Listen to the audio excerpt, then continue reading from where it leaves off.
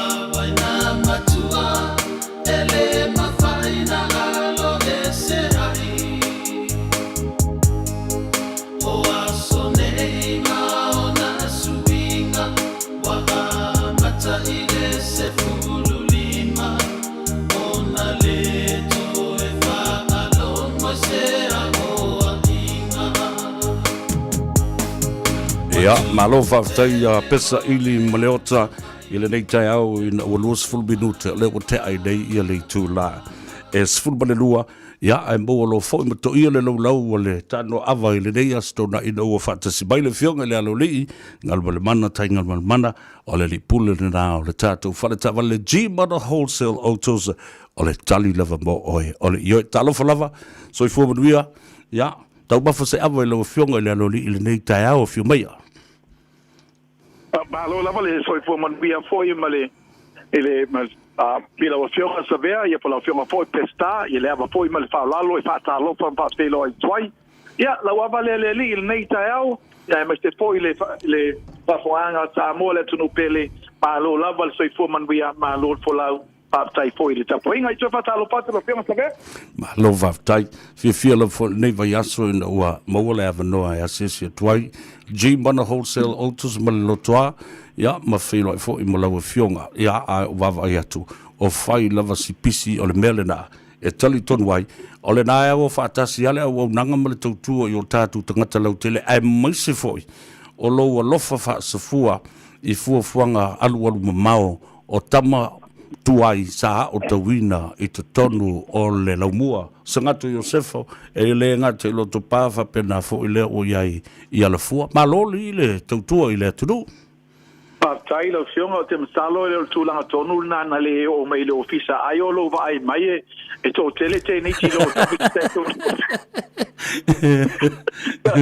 te lo fionga ele ai i o ta penanga lava pena ta ua la o fionga ia pe ona iai le wa vele tato unanga ale chimana ia ma major sponsors o le whamana tuina o le fitu se fulu tausanga talo na wha vaile a onga St. Joseph ia pole a onga a Sangato Iosefo i nai loto pā ia lewa se atu i ala fua ia pe o le mafuanga nai te wha malulua tue leo fionga nafi wa lata e lava leono le fiafiele uma lavanga luenga pole ia ma tanga luele tato media ana po ia pe o tūlanga le nana le mo stafelo inga i wha taile manatu mamlama leo fionga e ma ia lava lo wa pe wa tue tala baula o fionga i wa ia tua nafi io fo le upu masani fo ia toina au leanga teu io a va tu tau a tele te film manava fa banifi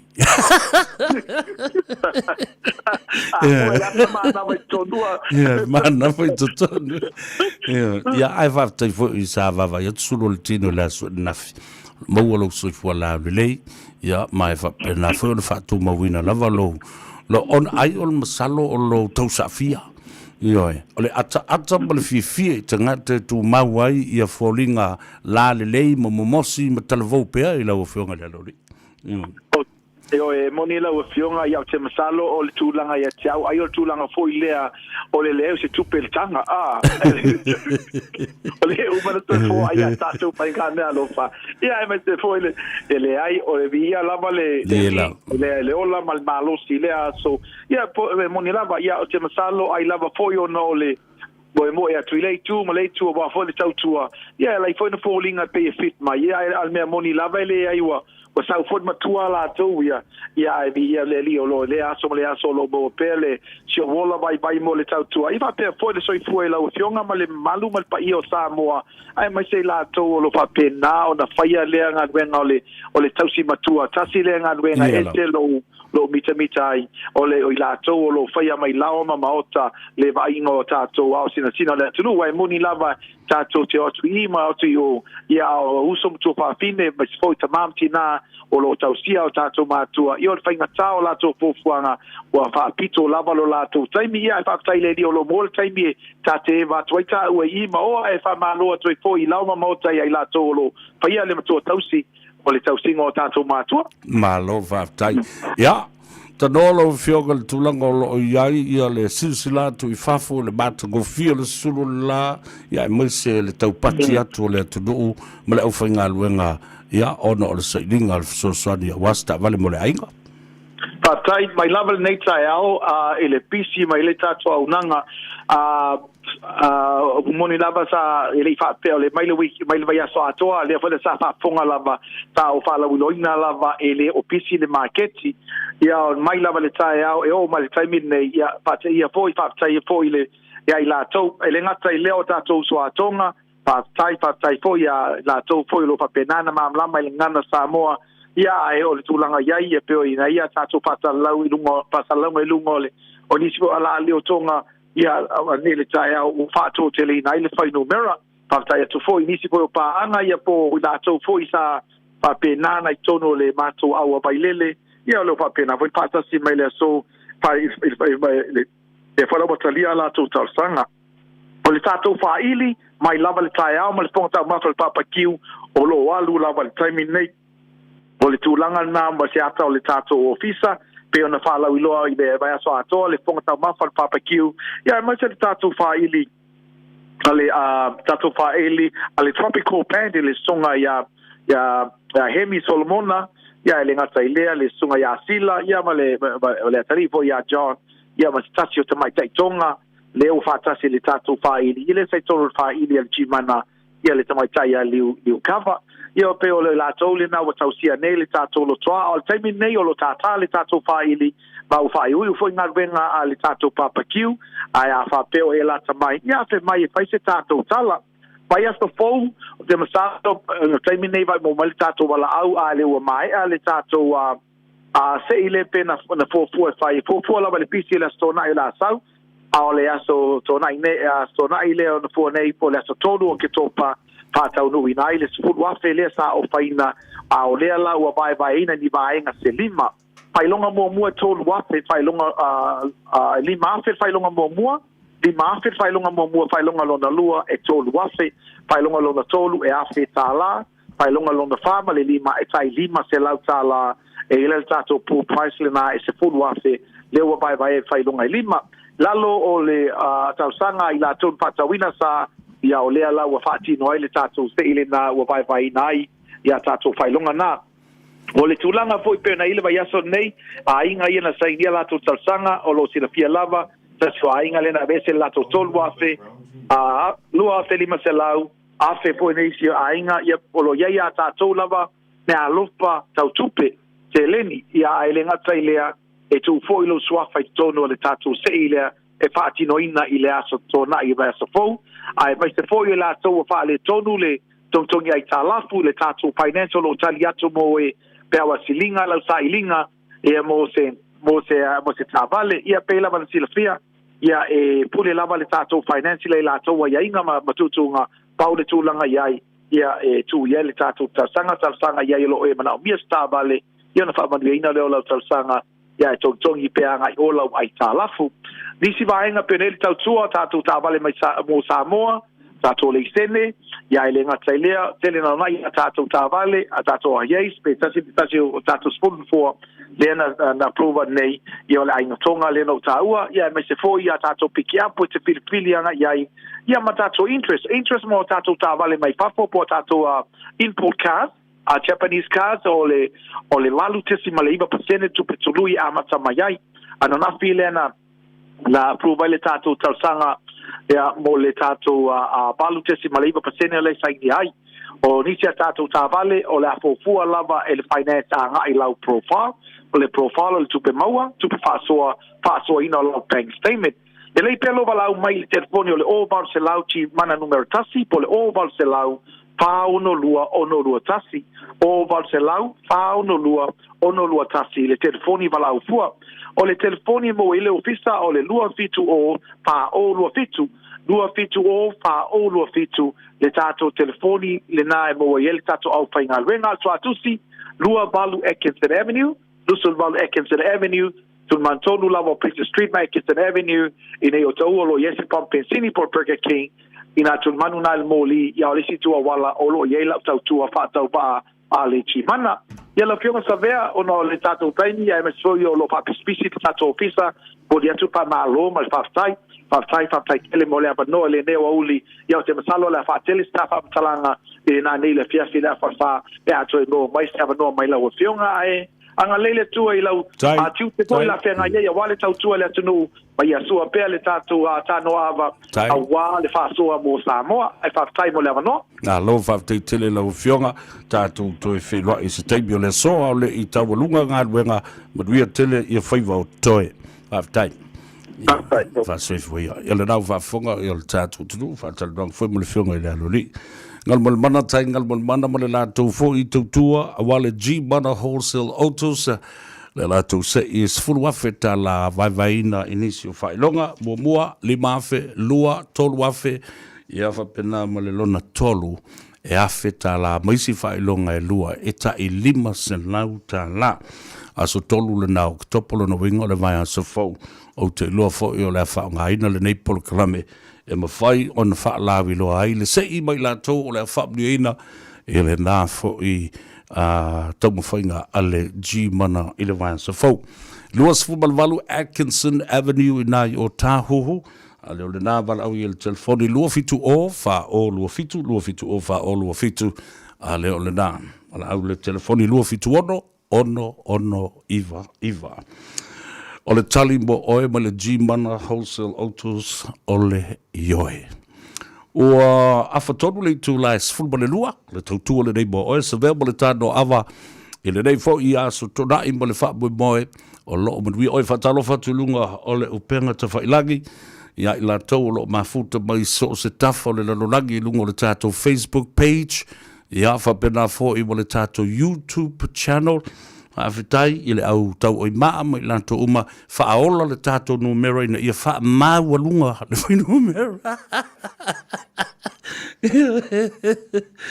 Oi lanto lo mai mo mai I Australia I so se stete Australia whaapena fo I Hawaii Amerika o Europa le lalolangi atoa ma le Pasifika e mese nisi o tātou ainga a lo o mai mo mai I Samoa.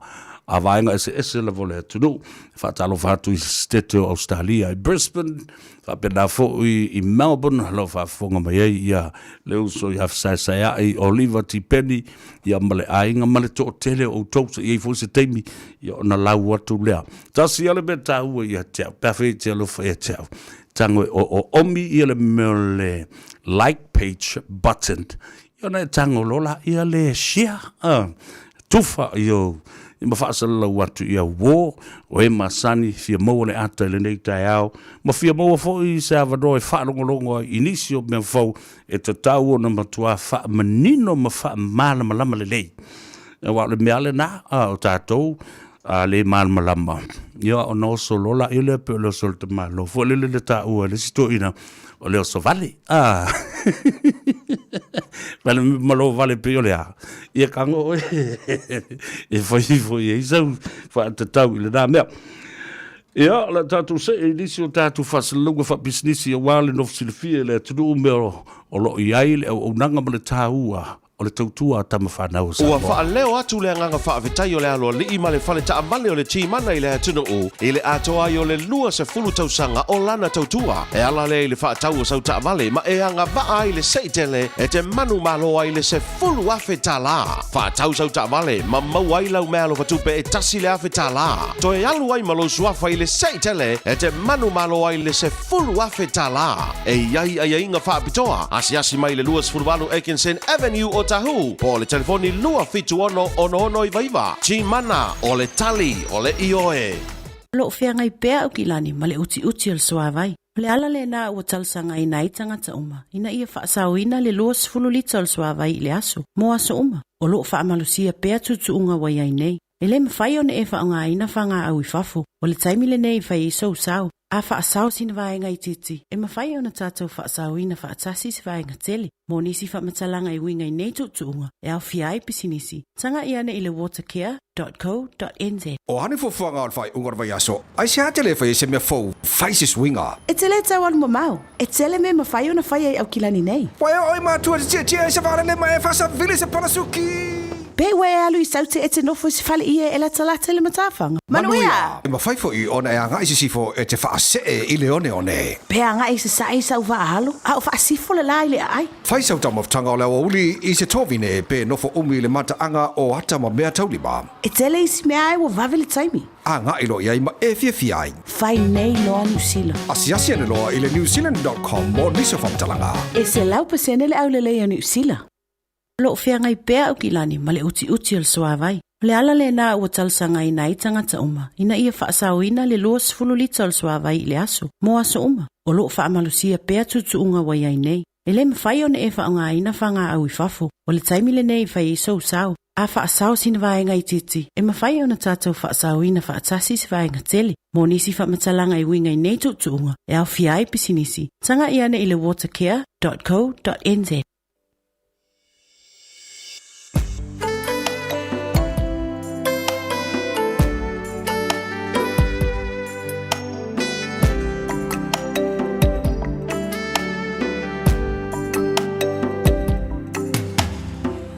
Talo lo uso o elamuna mai. Le musu atu e osio so vai. Ha o ta fitu fa I le fainga ta o la savaninga o le pese wai e se tautai. Ele o Tama whainga A ele usomoni e whangatonu le malama E whaafolinga o ni upu e whaatinga I o talinga Ai o loo sa afi mai tua o loo alofa Ai o loo sa afi mai tua o loo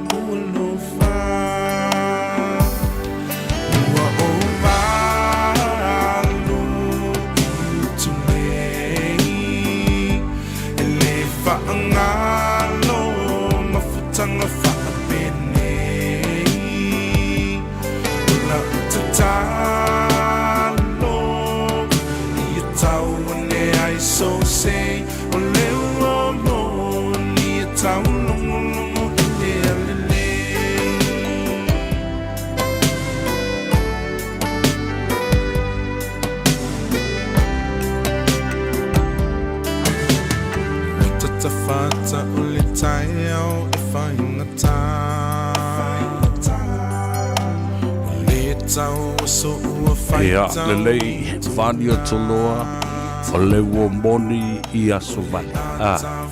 Ia, e pulea ilo vami, o le uomo aso uma, a o uso mo aso vale. Se fulu ma lima minuti o na talo le tu la tasi. Talo Falava, and welcome to the show. You're listening to the Voice of Radio Samoa, 1593 AM here in the city of Auckland, New Zealand, with Savea Pistile, Harrington Lavelle. You know, every Saturday, people get used to it. I look forward to it. I get excited to talk to the man with the knowledge about the car industry over 25 years. Always a pleasure talking to him. The big boss of Henderson Cars, Muriaga Tillis, sing. Welcome to the show, my brother. Yes, hello, Falava, Malo.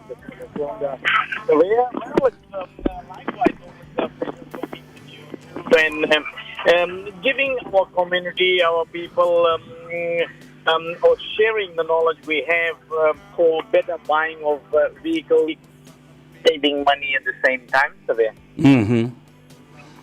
And fantastic, you know, I look forward to today because today is a wonderful day, a beautiful day. The sun is out, and our people are over there right now as we speak, talking to you, and I'm sure you've got something for them as well. Yeah, absolutely. They're absolutely enjoying it. I tell you what, they're absolutely enjoying Paumu and Oka, and they're loving it. And this is what we're doing here today is saving our community or people to enjoy this beautiful Paumu and Oka. And if you're passing by, if you're in this area, Manukau area, you can come down to 194 Cavendish Drive in Manukau City and have a good feed of this Paumu and Oka, which we love our people coming down and sharing and having lunch together. Well, a lot of breakfast was done too at the same time. It was early in the morning, so it was good, and it'll go all throughout that day. So yes, we're here. The weather is absolutely gorgeous, and it's a Paumu and Oka day, you can say, over here at Henderson Cars, Savea. Yes, I wish I wasn't sitting over here right now. You know, I could have been mingling and meeting and greeting with a lot of our friends and families around there. But, you know, big event coming up on the 3rd of October, my brother. Yeah, that's right. Yes, Savea, $10,000 cash giveaway, and this is the extra bonus money given to the customers of Henderson Cars. They would have already bought the car, and they already would have received a cash gift now. Even people who are going to still buy the vehicle until next week, Saturday before the draw, as long as you have signed the papers, your name is automatically in the draw. To share this $10,000, the first prize is $5,000, and that's a lot of money. The second prize will be $2,000, and the third prize is $1,000, and then $500, and then $250, making a total giveaway prize of $10,000 in hard cash next week, Saturday. We'll try to do it around this time, Savea, so people can also listen on Radio Samoa too, and at the same time it'll be live on our New Zealand Samoa Henderson Cars Facebook page. So yes, it will be great to see people sharing and winning this extra money. I'm sure they're going to make good use of it, and hopefully they'll help these families back in Samoa too, sending some money if they win the big prize, Savea. You know, certainly people will be happy to have a share of that $10,000, even $250. That's still a lot of money to take home, some serious money, Muriangatele. And then, of course, the topping of the cake with the Oka and Paumu. And something absolutely nice like a curry and rice. Yeah, that's right. Yes, you know, our menu is just like a restaurant menu over here, Savea. It's always good quality, whether it's Paumu and Oka, and sometimes we have some nice butter chicken, lamb curry, chicken curry, all sorts of foods we have available over here. It's all freshly cooked early in the morning and served whole day on Saturdays, Savea, and it's become basically a traditional thing for Henderson Cars to have this basically organized, and I always look forward for it because I love this and doing this for the community and giving something different, something nice, something of quality, Savea. That is absolutely right. And the most important thing that you should be looking at when you go to see Muliangatele, not only the value for money, but that affordable finance package. It's very important, Muliangatele. Yeah, I tell you what, Savea, I'm so pleased. There's so many people just come and to ask so many questions and to get help, which they were not aware of in this car industry, about the services of a car dealership, about the finance packages, about the quality of the vehicle, what vehicles to get, and the affordability of a person. So there's so many things involved in this when buying a vehicle, Savea. And I must say once again, very, very clearly, you don't buy a vehicle to get cash back or get money. You buy a vehicle to build up your asset and make the full use of the vehicle so the vehicle can help you and look after you and the family. And this is why you buy good quality vehicles, Savea. Very important, keeping again in mind, you buy a vehicle so that the vehicle can look after you and your family, and at the same time it will become an asset to you. That means a savings for you, your investment. You don't buy a vehicle just to get cash back or get money, because that's where the catch is. And do not sign any papers without reading the fine lines, because you should know the value of the car. You should know the price you're paying, and you should understand the finance packages, Savea. So these are the important things one must understand very clearly, because if you go wrong in this, you are going to lose a lot of money.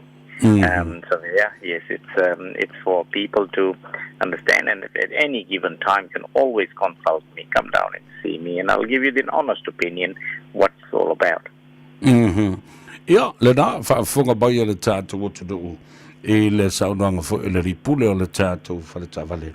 Muli anga shusing, tā ua tele lau malamalama le lei, a o le isai nia pepa. Ia, malamalama I wha matalanga, malamalama I le tele o maila uilunga le tāwale, whapena fo I ona e loa. Pe fia le mea leo le atongi, au le umi fo o le atongi ai, ia le tāwale. Malamalama le lei. Yeah, let's do the numbers, and you are open tomorrow as well. Confirm that with me. We open here tomorrow, yes, from 10 o'clock to 5 o'clock.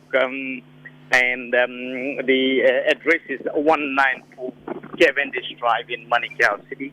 194 Cavendish Drive in Manukau City, and the free calling number is 0800 711 711. 0800 711 711. Just walking through the yard, you can see a lot of people still enjoying the palm window. So yes, I'll try to send some to the studio if I can. So yeah, you absolutely love it. You're so kind. You're very kind. Yeah. Thank you so much, Muliangatele. Always a pleasure talking to you, and hope you enjoyed the lovely sunshine outside and our people chatting and talking stories around there. Yeah, likewise. Savea, there you have it, ladies and gentlemen. Very wonderful gentleman, Fionga Muliangatele Shusing. And one thing that I know about this man is very genuine, very honest with his dealings, and that's very important to our people and listeners and those that come across and meet with him. O ringa loe tōle tōtuola nā Muliangatele Shusing, mal tātou whaltawale Henderson I kāse, e te baua ile tuatusi tasi I wawha Cavendish Drive, ile pitanu, umale o ngā tonu le mū, o le taulanga whaatau I Manukau. Ia, mo le telefoni leisa tongi, o valsalau fitu tasi. O lea ua toi 5 minute o na tale o le tu la sifuru ma le lua. Ia, wha mwe o le a mausa tala noanga wha la ta maia ma le pula o le tātou whala ta wale o le car for you. Ia, a o le io o I le taimi tātou te talanoa tuai mo Moses o tanga fo I male. Fionga le sa whapito e a fia me Naomi Mataafa I le song. I beg your pardon. I never promised you a rose garden along with the sunshine. There's gotta be a little rain sometimes. When you take, you gotta give, so leave it, let it all let go. I beg your pardon. I never promised you a rose garden. I could promise the things like big diamond rings, but you don't feel roses growing in stalks of clover. So you better think it over. Well, if sweet talking you can make it come true, I will give you the world right now on a silver platter. But the world wouldn't matter. So smile for a while and let's be jolly. Life soon be so melancholy. Come along and share the good times while we can. I beg your pardon.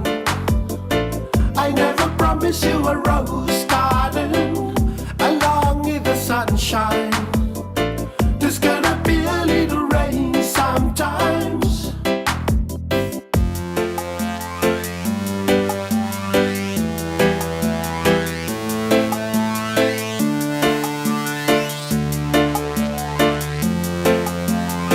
I beg your pardon. I never promised you a rose garden along with the sunshine. There's gotta be a little rain sometimes. I could promise you things like big diamond rings, but you don't find roses growing on stalks of clover. You made so many promises and still I get nothing. Well, if sweet talking, you can make it come true. I would give you the world right now on a silver platter. I don't want the world, I want roses. What wouldn't matter. So smile for a while and let's be jolly. Life soon be so melancholy. Come along and share the good times while we can. I beg your pardon. I never promised you a rose garden along with the sunshine. There's gotta be a little rain sometimes. When you take, you gotta give, so leave it, let it all let go. I beg your pardon.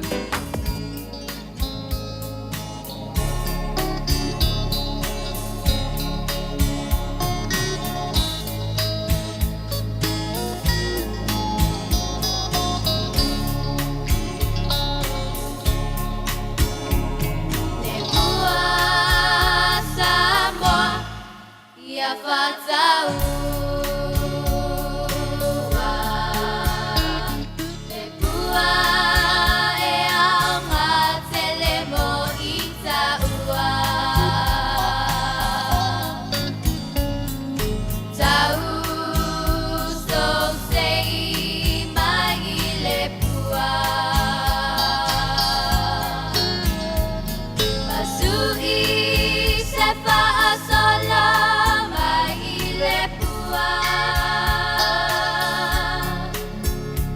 Ona lanu ese ua o vaaya. Malona manongi ua o upua ina. Ne pua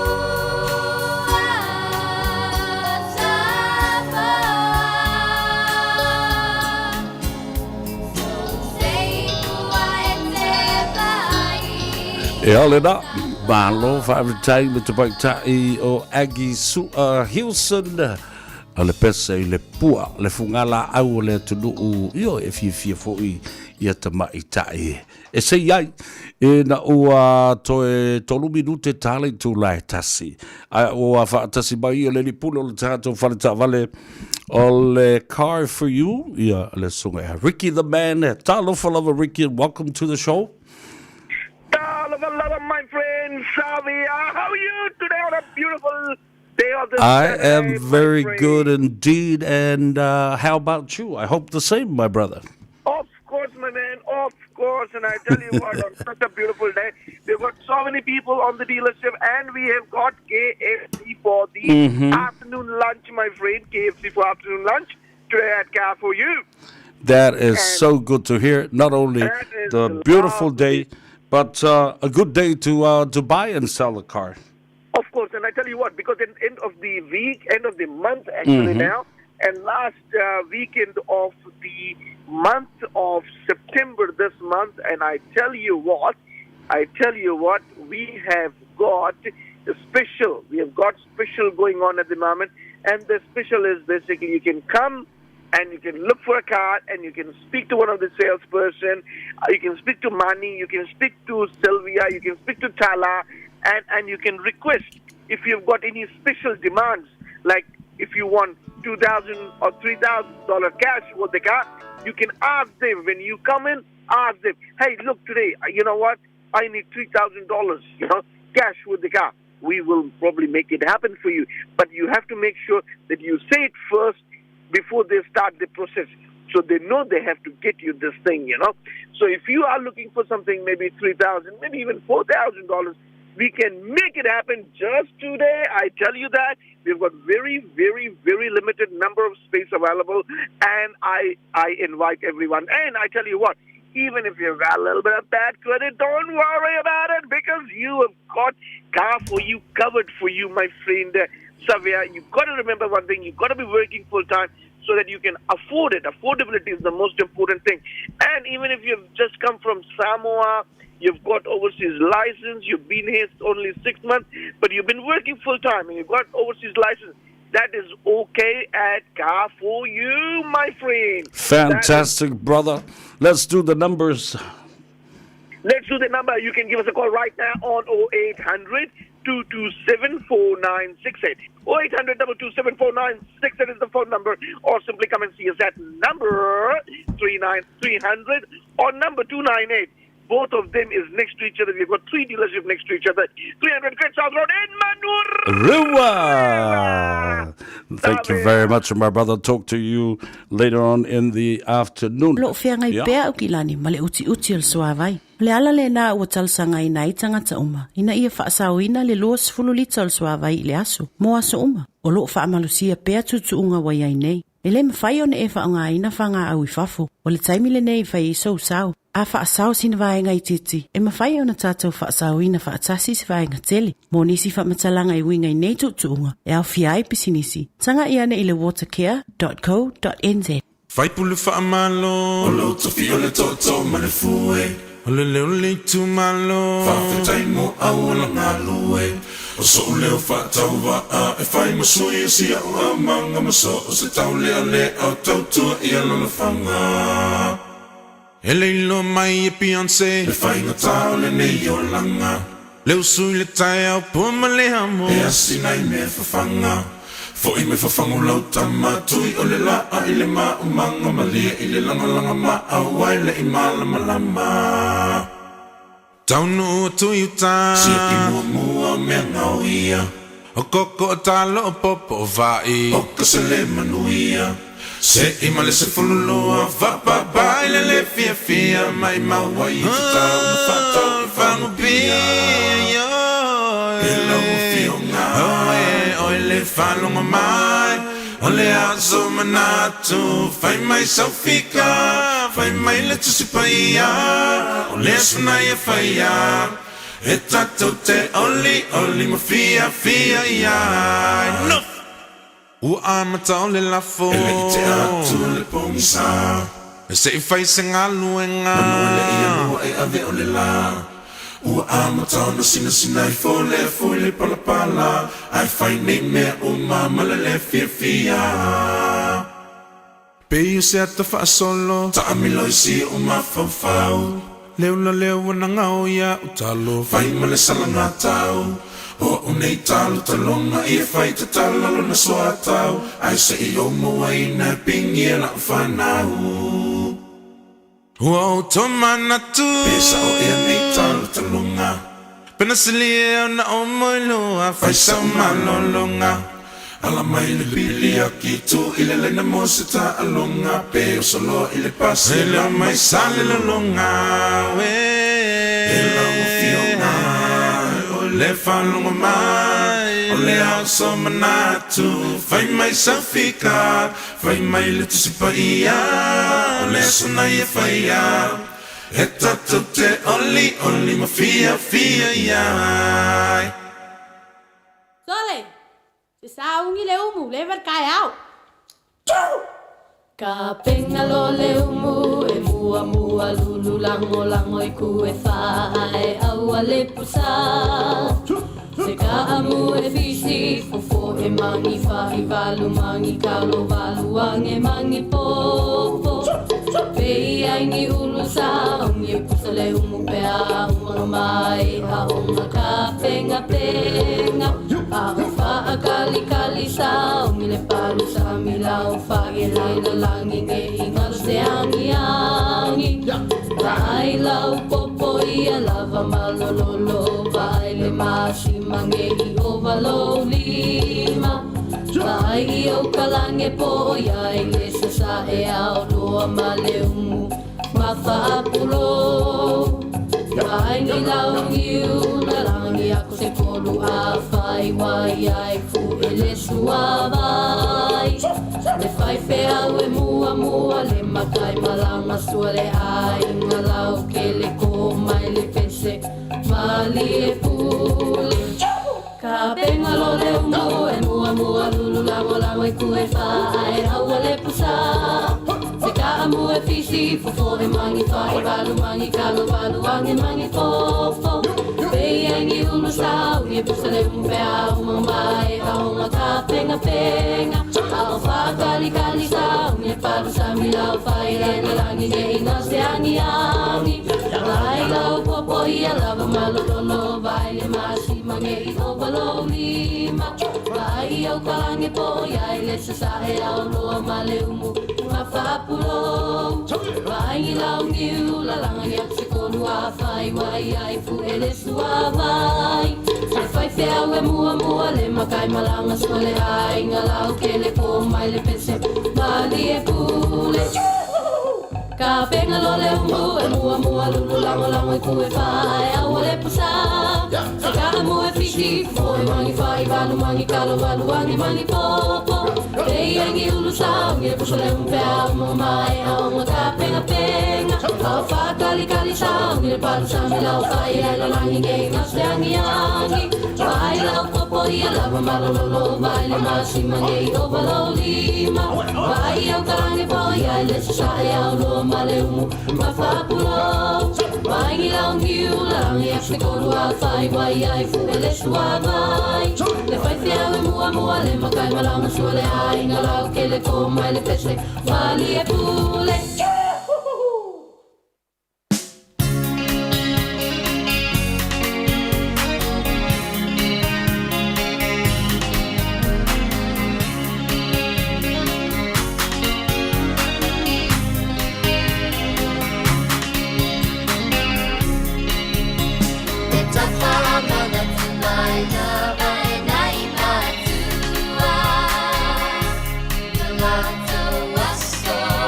Sa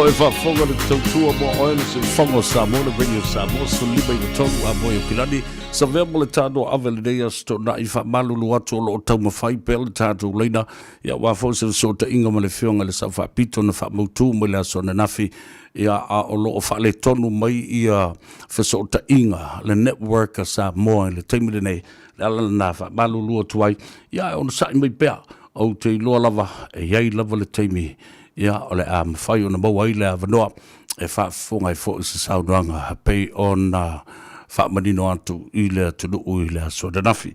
Ia, lava papale le tunu ia matatalo mai ina ia maua se avanoa mase lao lao. Ua wha leo atu le nganga whaawetai o le aloa li i ma le whale ta amale o le tīmana i le tunu i le atoa i o le lua se fulu tausanga o lana tautua e ala le i le whaatau o sau ta amale ma e anga baa i le seitele e te manu maloa i le se fulu afe tala. Whaatau sau ta amale ma maua i lau mea lo watupe e tasi le afe tala. To e alu ai malo suafa i le seitele e te manu maloa i le se fulu afe tala. E iai ai inga whaapitoa asi mai le lua se fulu walu Ekinsen Avenue o Tahu po le telefoni lua fitu ono i vaiva tīmana o le tali o le ioe.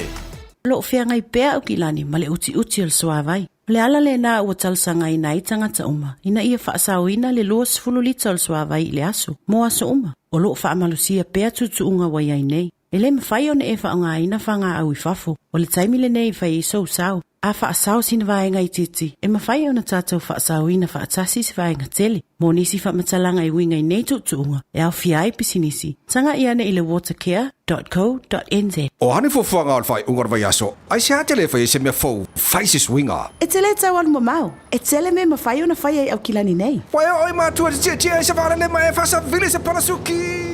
Pe we alu I saute e te nofo se fale ia e la talata le matawhanga. Manuia! E mawhai fo I ona e anga I se sifo e te whaase I leone one. Pe anga I se sai sau vaahalo. Au whaasifo le lai le ai. Whai sau tamaftanga o lewa uli I se tovine pe nofo umi le mata anga o hata ma mea taulima. E tele isi mea ai wa vavele taimi. Anga ilo iai ma e fia ai. Whai nei loa New Zealand. Asiasi ane loa I le newzealand.com mo niso whamtalanga. E se lau pasene le au le lea New Zealand.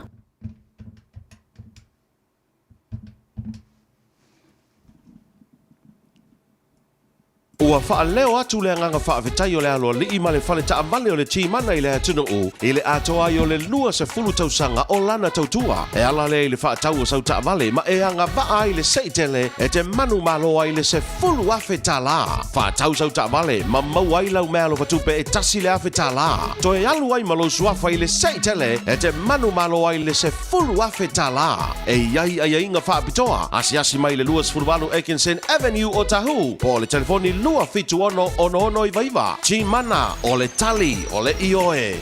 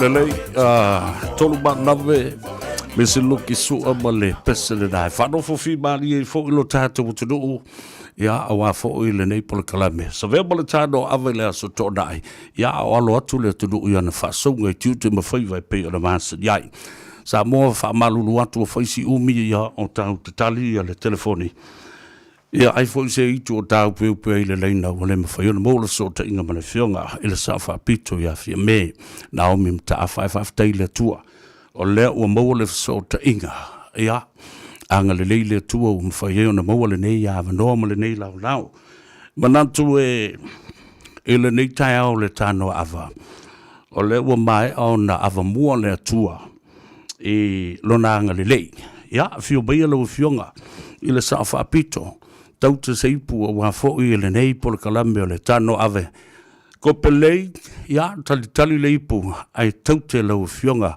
ile sa o whapito. Ta alofa lava, fio mai lau fionga. Ia, whaafitai lava, Savea, whaafeilo ai mai. Ia, whaatalo pātu po i le, pa ia malu o le au whaafongafonga, ia ai mai se Samoa i ona tūlanga whaalupe o e olo o. Ia, tulilo mai au por kalame o le Tanoa Ava. Tarsia ia e isa o ngā whaataloanga o le nei whaipule. Malo whaafitai, manatu e le toi au talaina le whaua māneia, o leo o ta oto o sila fia Samoa, lau fionga le sa whaapito, na whaapito iai le ainga pa ia o sa vanasi, ala whalafa tuna, ia oe lava o le sa o le whale naoti, o oe o le tui atua, o oe o le tama ainga na mataafa. A fia mai, tala mai au i le mauta nei. I le nei tai au, whaafitai le lofa maleanga le leo le atua. Fia me, lau fionga le sa whaapito, i le tūlanga maua lunga sa iai o tua a. Ele ngata i le fionga le mataafa, fia me mataafa o le uruai, pale mi o le tātou malo le afe sa lau no lua fetau iai masio se mai le vaitau o loutou alo tina la ulu fetau i male mau lunga tele o oi le tala whaasolo pito le atunu o le uluai pale sui pale mia tamaitai o le minsta ai se a lava o e loto o momotu ai ma e tu lai ma e savari se i wha manino lava lea vaenga i le wha fonga mai le atunu. Ia, whaafitai lava Savea, masalo ua tau maua mai foi ia le tali o le fisili o nā ua e au mai a tia uri tā whaatanoanga le nei. Mai koi le rei pelo tali atu ana o le fta whaile o le tā ua tala. Malila. O le mafuanga lava o tūlafono ia o lo whaangaso le nei i suinga o tūlanga tau whaamisinonga. Ia ai mai se ia fuafuanga fo i mo le toe sitia po le upuale e whaonga ele malo o le wha maketi e o le whaamasinonga o whanua miswafa. Ia ona o lo ulava tā ofi Savea e tele lava ia fianga o le tunu i le tūlanga po ile o le au mai o tūlafono nei. Ele ngata ile toe ko ile e tala noa ile whaamisinonga o whanua miswafa alme mo ia ua ese le whaatūlangana o le whaamisinonga i tutonu o le tunu ele o se mea whatau waa fo ila le nā mea ai o mai po e le tala noanga i le tūlafono ai e patino i le whaamisinonga o whanua miswafa e tele lava ia whaale tonu o lo o iai tutonu o le tusinga o le tūlafono ia ai mai se o nei whaamisinonga o le whaamisinonga e au tō wa au mātu i ei tātou ia i lo ulava wa ai atu iei e le o lava puipuinga mo le atu o le au tō wa atu i le tūlafono o le si tū lautele pe le alo utalo no atu i tūlanga lautele Malila o i le e whaapopole ina ilo tā ofi. O le isi tūlafono le ta o le tūlafono, soli ngā tūlafono.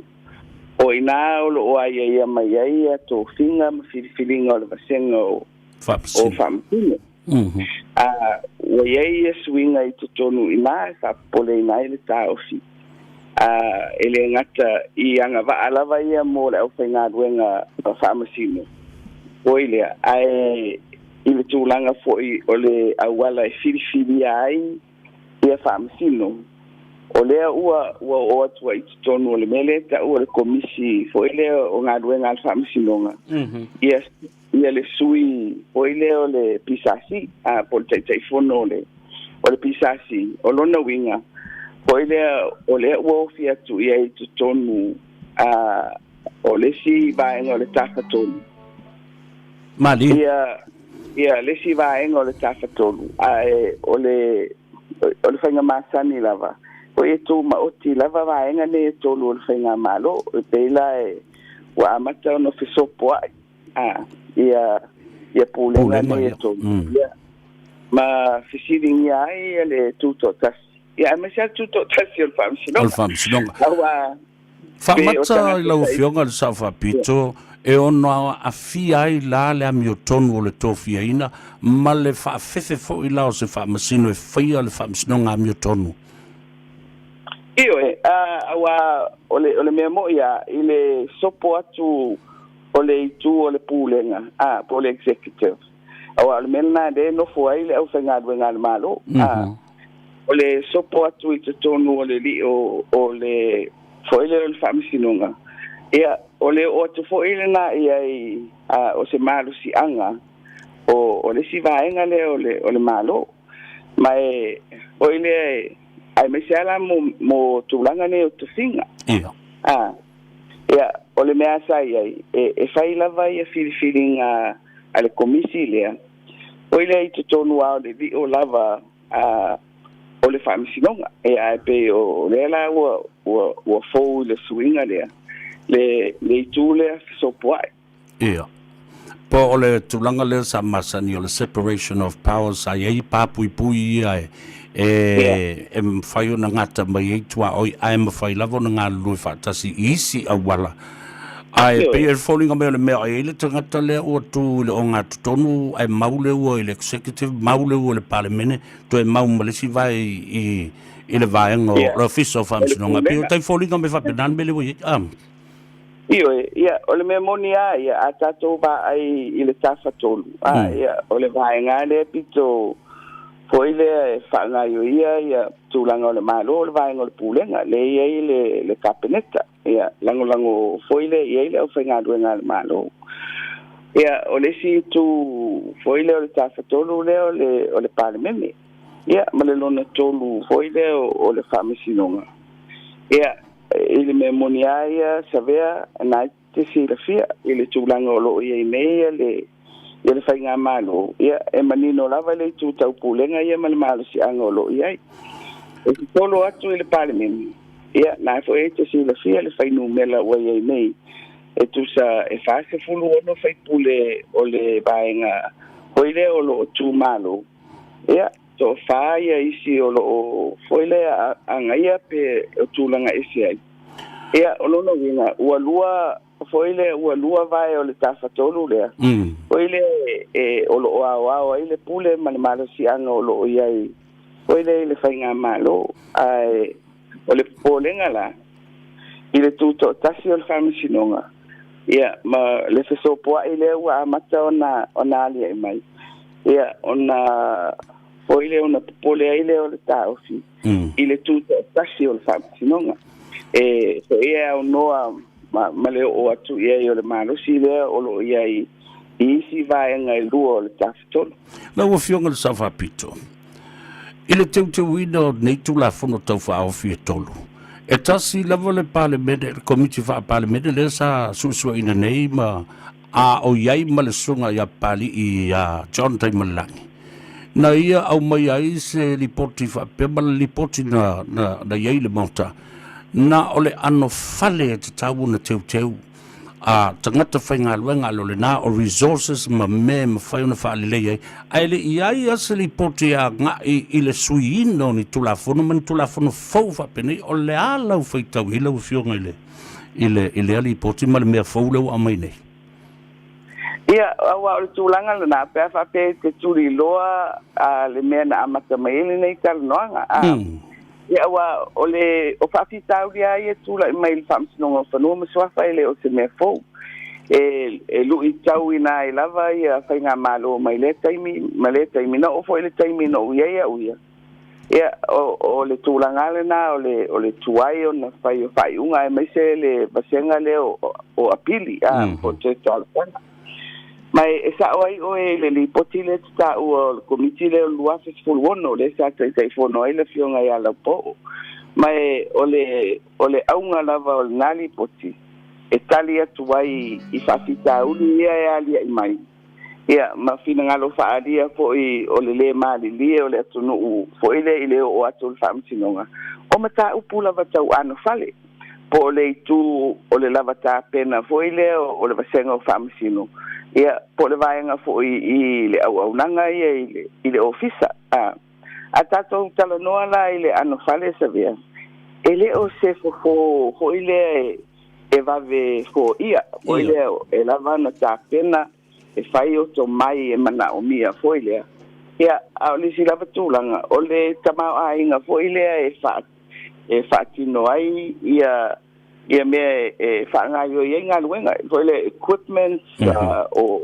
uma ia resources fo ile taona ona fai o le a fa pupula se fa metalanga o tulafono ia o fatatia nei ele o se tali lea o fafita uli le na dia mai ile le potile o le lua se spolwono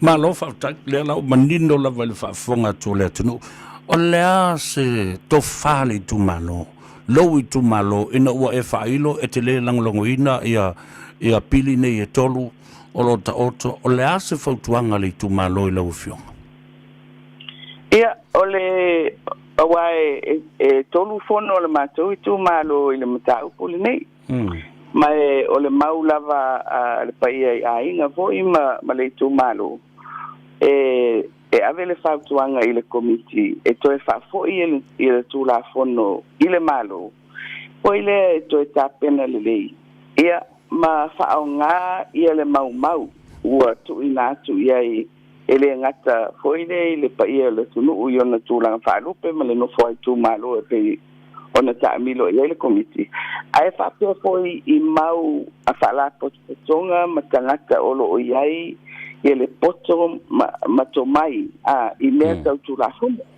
o le mau na ia al mato tu malo ai no o fa o le si foi la u por mato tu malo o le fesili foi le pe talia pe te ena le tu la fono ele o se matafa yo ile na tu malo awa o le memonia o le matafa yo ile na fai pule o le matafa yo ia ai tu malo o ile fai le to fa fa sol to fa ia ma mai se tu alalo o le mela ia ona o le fai talo fai fo le tule o tango fo ile do lombi le waya ale fionga le safa pitu ma fa le anga to I le talo na wanga le nei ia fa malulu atu Samoa se I toe sa ili pe ICC avanoa ia e ma fa ye onda fa malu fo le fionga le safa pitu io le amatanta u fa vevela tu afi fo le o le talonga ma le folosanga ina ia mawhai ona manino le le matole vai le whaafong ia le whauoto pangatia mai I lea mea ia tātou ono sai o se mea la vai ale whiri lama e whaaleanga se ngā luenga le lei ma se taumawhainga le lei ina ia manino le whaafonga le tunu awal tasi la le mea leu tātou se eno leo iai lea la o manino nei le matole vai ese lava fautuanga na vatu te wai ngā ruenga a whaamasino ma le mtanga ruenga o whaamasino ngā whanua masuafu ese tu la fono tolu iana o nei tapena mai lea la ua vevesi nei le tunu ai whatu au matu fo ina vevesi le mata upu o tu la fono teu o whainga pānota le ele mawai se avanoa o le se tangata e sau e nofo I ele o se tangata le nuu na ona tanga o na palota ai le mawhai o na alu o se sui tau vā whawhai pule le palota ia tasini na vaenga wale na tuu nei siringi ai ia malis ia o sisi le fua te lele tutongi le fionga le sa whapito ele ngata o le minsta o le sui whai pule ia e whapena fo i o le sui pāne mia o le atunu ai na matua I le popole lava de fionga sa papito I lona tok mama I se lo ala si vanga sa fia silinge fo le fionga le to mai tai e se vanga le tu la fono fa pale mene ina ia ma faye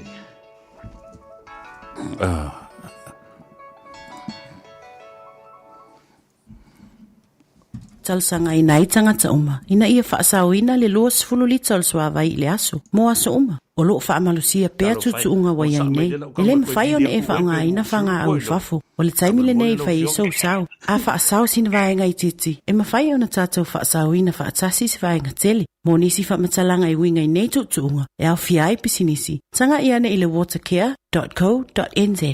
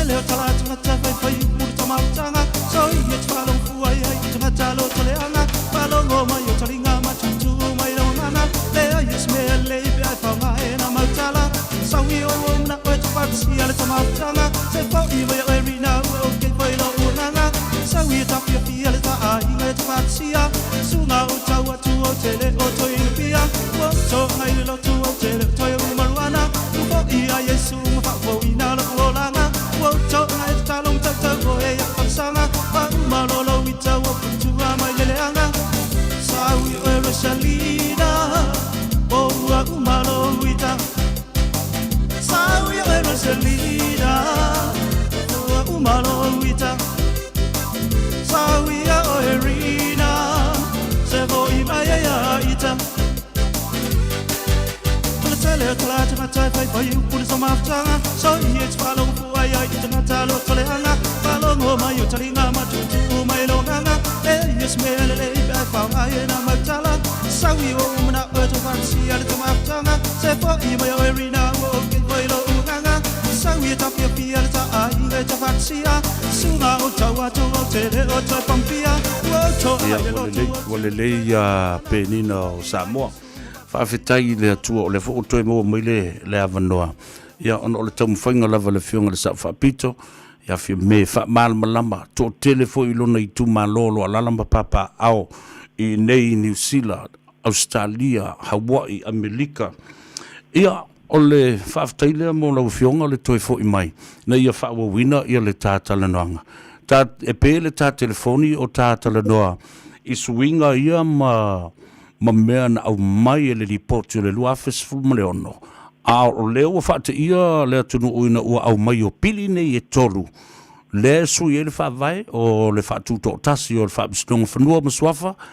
Ma sui e fo I ma whainga o whaabisonga whaasoli tula whono I lau fionga I le sa whaapito. Fia me. Ia. O le tūlanga lana I le tula whono soli ngā tula whono o le foi le fasino ile tofinga o famsino ia pela le sa o famsala tu foi le o le si tu langa le wai o ai inga a po o anga ba foi le mato mai mo mia mo famsino sama sani ona ia le si anga ba foi le o le tu langa ta o le o tangata ese mai ai mi ona to mai fo ia manga va fa le onga ai ole va inga fo ile ole tau de lega ole to yai le fo le ai inga night to no to la fono mai ole manatu pe fo ona sila fia le fo isa fa ia sina fa vesi la tau sanga ole to finga ole presidente fa msino mo mo swafa le na ia ile tu langa fo ile fa malolo ona olana solinga tu la fono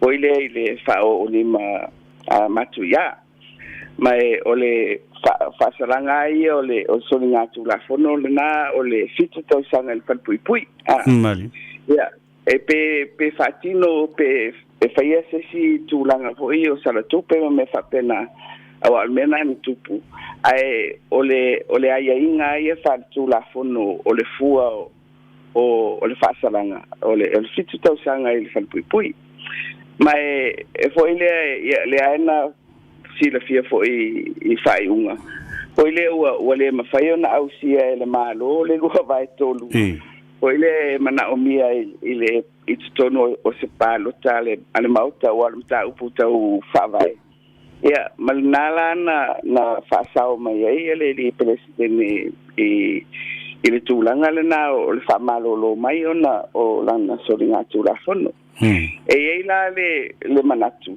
o le swinga na wa nei ia inga o to finga foile o mato mai mo famsino wala na be sele va inga le na o le taule le ona o lai si la fia le o le ia le pona le fa tula fono o lo ono foi lungo le presidente ia foile a Savea ele o se nganga foile e fa le anga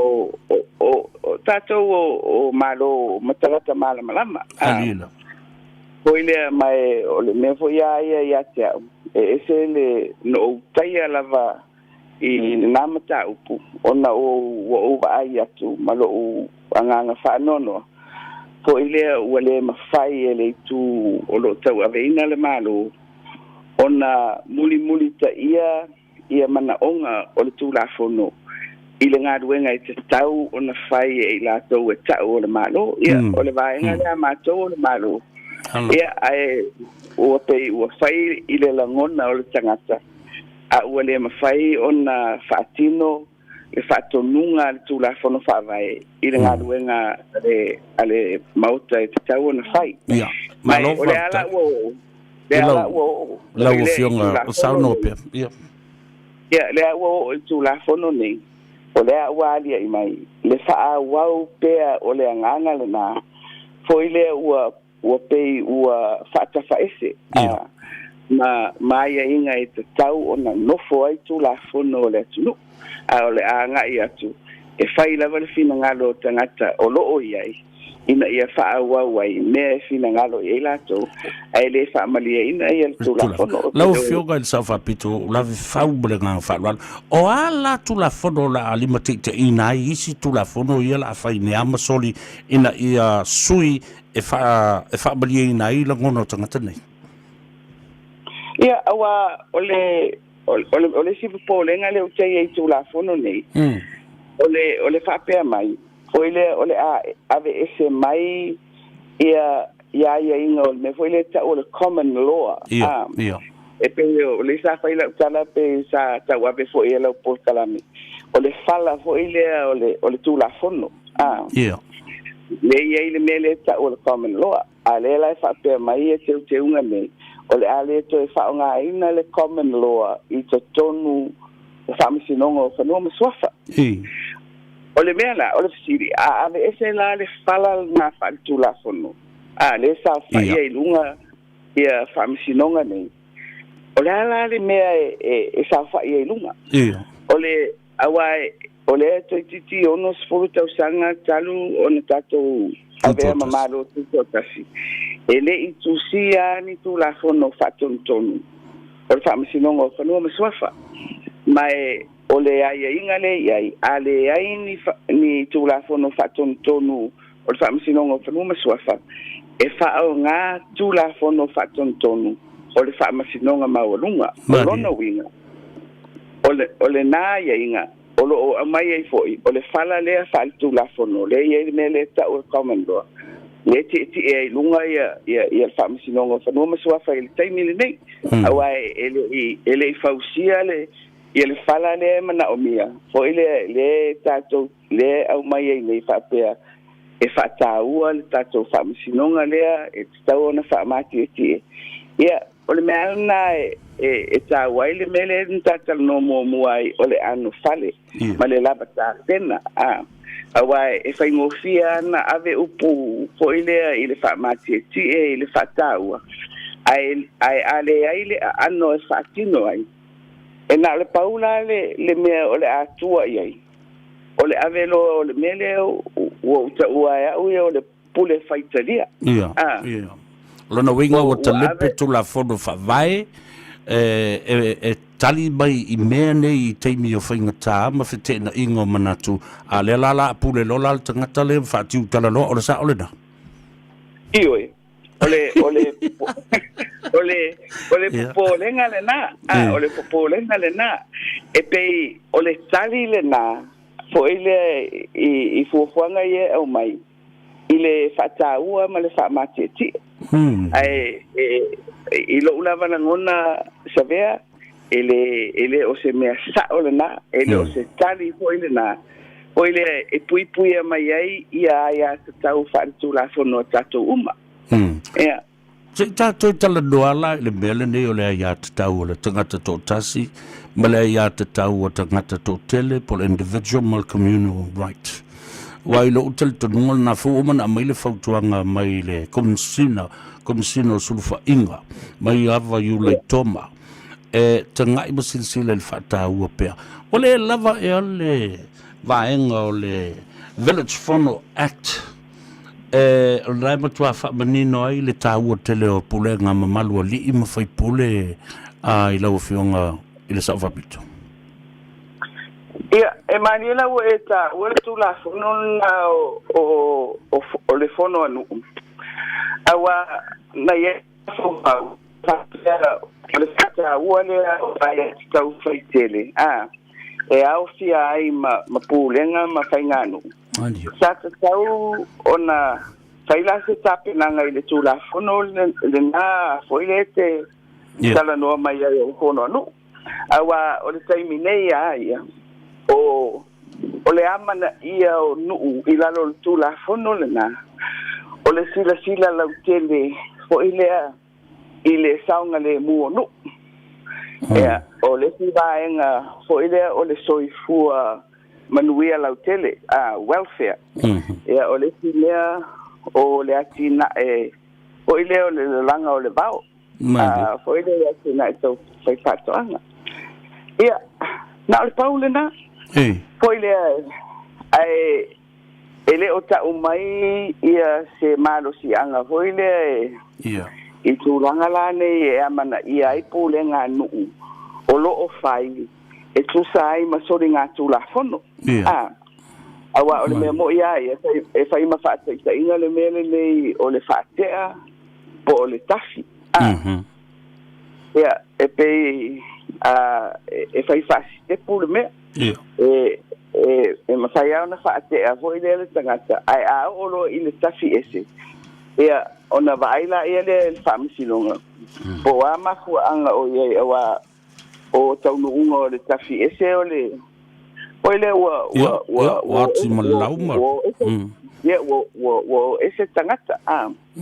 Ia ai lela ele o manino mai I tūla whono nei I le whaatau o ai ati tau me. Po o whea tonu la le tatia ia I le malo sianga lana. O le mea moni la Savea.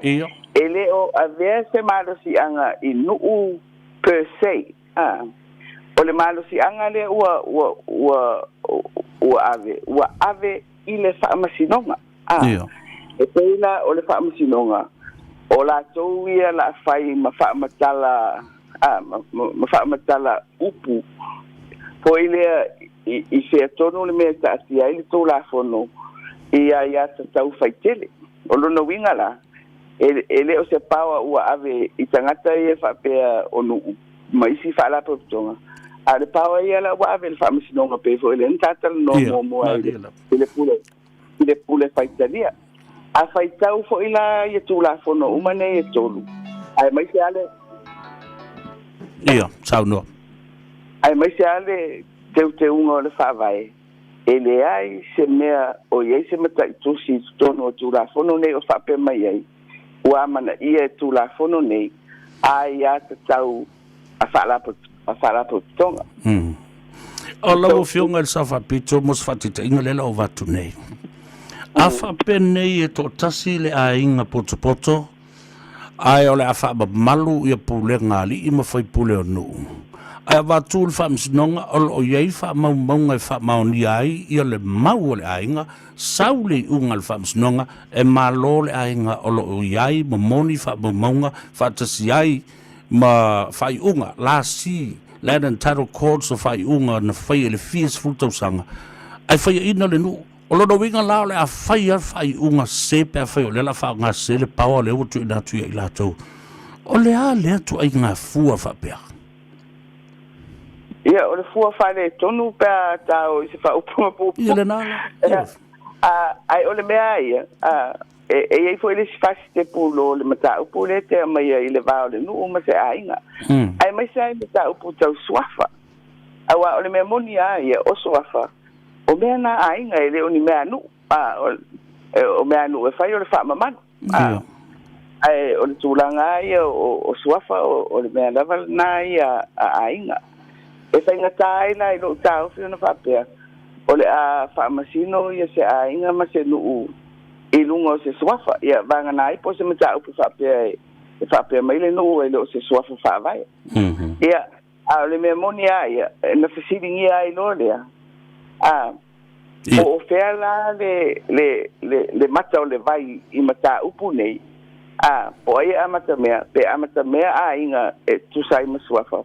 Po o le mea e amata mea ia nu ia na mawai foi la ia leo tūlanga foi leo tūsa o leo ua whetali ai ia le nu uma le ainga le vā lea a wale si vaenga le tulafono la whauwatu le ufionga le sawapito o le alea ia le malo la tau te whaatapula ai ma tofi mai ia ainga ina ia te lima sui wal tasi na vaenga o le tulafono a teu whabaile o le lua whelus furu le ta oto nei le mauta o mea ia o mea sena ainga ma mea patino ainga le se whaula malo e whai ai ala ufua ia i lau fionga na sto whai le mtau ia Savea. Ia. E maria we a mai le mta pula ma o telefoni ia i tu malo wa mai le lato ma o komiti.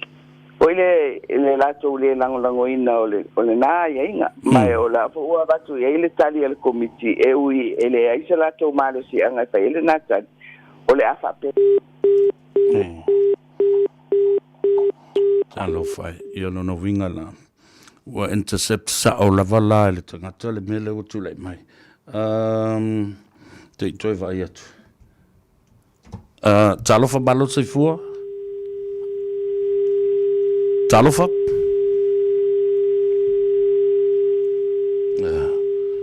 Le haila le me vo le o sasi vo I le mena.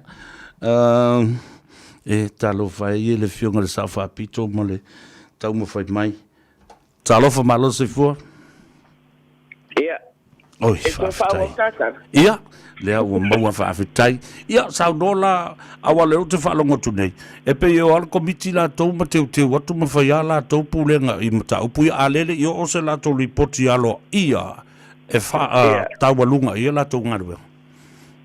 Ia, awa ole mau na laitari I tu malo ia. Ia, mai ole mea monia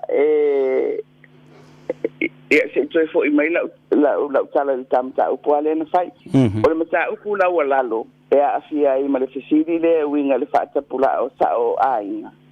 O le mea mua fo ile fatu la fonoina o le tu maleanga. Ia. Pe o se mea e mafai o na fai. Awa o le mea monia ia ma o le si lea o mau. E le I tai lava le whaatalo noanga o nei I tu ainga mta upu. O mta upu e afia ai le fatu o le tato o tunu. O le o te le whai atu la I le sao po le sese. O fesili nei le wala langa mai. A tato whaatu la fonoina pe tuu le aia I whaamasino lau te fua mai le tu maleanga. O le fesili la o le tu maleanga ai. Oa fo ina tu manga e le tai lava le tato talo noanga o namata upu mai o fo ia le mele no fai atu ai mua e le tu sia ni tu la fono fa tonu o le fa masinonga o fa no maswafa e fa fela na apa le tu fa tu mati e tolu fata o le fa masinonga le o fa nei male ano o me te tau na fa tino ai nei fo nga mawalunga ai le tai lava le tatou talanoa ma le tatou tapena I mata upu nei o foi le o le I o I mata o aina ma le tatou anganu o lisi vaenga taua le la u sila tu la fionga wale alana sili o sili tonu ana o tu maanga ai awa onu uma mafio anga e tofu matu malato wanga o no winga o se ngalu winga tele le fa momawine le ofiso fa msnonga tu la fono o tu manga le nu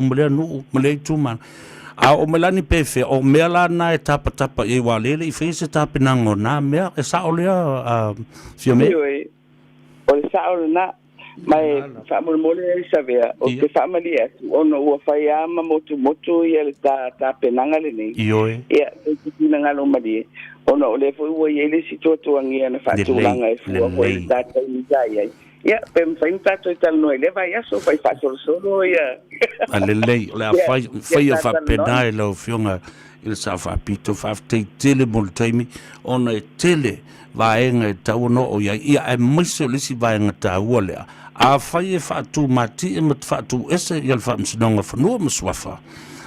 O lona winga, o le atava vai fo I male ia te tau o tangata sa le whaamaria ina le whaamisnonga o whanua mswafa tātou wō I lunga o le whaamisnonga mawalunga o ina emba wale sa olea. Io e sao, mai o te toe whaamanatu atu I le li poti aia leo le lua fesfuru ono. Na ema oti mai ai lava le whautuanga. Ia whaamautu pēr le awa noa le nā o mta upu mai le whaamisinonga o whanua maswafa. E se e atu ai le whaamisinonga mawalunga. O I lea I mata upu e ono a awhia ia lato ai atau. Nai au mai ai le whautuanga. Nā pēr le reifo ile nā e whaamuta ile tā whaasoa ile le aso. O vaenga ne o te whia na ona whaailoa I lau whionga. Ina ia mwhaina tā pena mei mwara vai aso fau. Po ia se Provision Act e ta o le Savings Act ina ia tā mau ma wha ma malu I nai ma pui I unga o wha misnonga wa oma na whai le telo o tausanga o ma vai ina ia awane toi a sia pe a whai nei ai pasi tu la fono ia o lo o tatalo le atunu e mai tua ia umi se teimi e tā pena le iai lua o iai ia sisi fo I provision o le toi fitu masina uma ia le whainga a ta apele le pa ingolo I nei. E mawhaiona tau ave e se pale mia tofinga uma le minsta, whatasi ai male tofi sui pale mia I le nei teimi umi, a oni matanga le wenga te tele, o yese whaatula ngana whapena o whaatanga I le nā mea, pe te tau ona tofi ni tangata tau ave ia tofinga mōre teimi nei. Ai o Savea. Ia. No waru ese male pare meme. Oi no waru ese male kapeneta. Ia. Ma fa pena foi ono solo muri ese mai foi le mato mastanga male vai no ka upai. Ono tura kono ia tot. Mole nei taimi. Ole fa mua le o te fia ave I le fa talo no ina o tula fono na tot.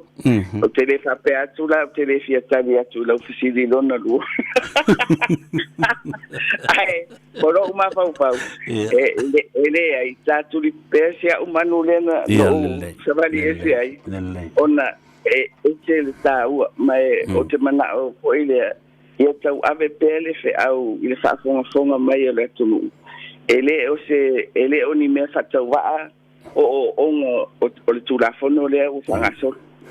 Ia. Ma lo fa tai alana ta tope atu fa penela o silang ke fo ko kangonga se ki apolo ko lo ul kalainga. Ai ono le tulanga le nei o te longa e faise tulafono fa tope le pare mia mala na vai ngale vai so fo. Ono le o fa ngolongo tu nei fe mai. Ole ata punia nei le pulea. Le ana na e fa ma vai mai la vai lau I lau patina e sau I tono le mauta e me I tuto tasi e tatau lona fo il sangata e whelan lana palota lai titi lua o le taimi lea ua mai ala whainga palota lau tele le tunu mantua o le ele mawhai ona toi whaise coalition after a general election ai tatau ona whai I le taimi lea ua sauni atu le palota o la ofisili la mulmule a vele se tofa le lua vai aso le campaign nei le HRPP ma a o le I whaatautoina oe e se avano le lua vai aso le nā e te se ese mai a o le iftaini se whenga inga whaatautoina oe mai whapea le ai usuilo o mawhauwhau e uina o tau wā mai lalu le fu a le HRPP Ia, ore le sa uni atu e mol vai aso. Ia, mol vai aso le. Olo loto tere na se tiri wa e au mai. Ia, le fa te tele le fionga. Mo onga le mo le fionga mo lo soifua. Ia, ma sa fa mia nga fo I lo tu ma lo tapo ia tu ine. Ia ma Australia ma si tu no o la like fa tai. Ia, fa tai Savea. Ia, o le o tato tu atu fo ile asa pati le ri. Ia, mai avele nei ava no e moli atuai mo ngā lofa. Ia, mo lo itu malo. Ia, tai nane foi sa mo o lo whafonga. Ia, o le tutalo, ia o lo manuia pea, ia lo tō wafio malaki ino mamau. Ia, au lo maua fo I le mawalunga I lo tō finangalo. Oi me o lo tutupu I le atunu mai ta ua fo I ma telele fa ma fananga oi le e ala I le fa iloa mai Poile ole tinga lofa. Ia po mo nga lofa mo tato watu no ai mai sei mato lo nga lue ia mafatino ina fo ia le pitola au ole tautua I vaenga ese ole malo ia ai fasteitele mo le nei avanoa ia manuia tele le sapati asaya ia toi mo se avanoa ile vai aso Savea fasteitele wai ale tafaso la fionga al safapito mo lo soifua ia mo fo iso finangalo ala se ma ala so lo ngodo lo no fo mai le situ talu mai le telo tausanga e mana ia la usila ma ile tuanga ile malo tate fa ma vai ia o ta fa ma vai fa ton ia ai io e mana ia e pe fo ia le la langi le tate ia e se ale va inga e fu ile me te tu vai ia mana ia foi ia sia tu langa o ia sila tu o ile tu al malo ia ma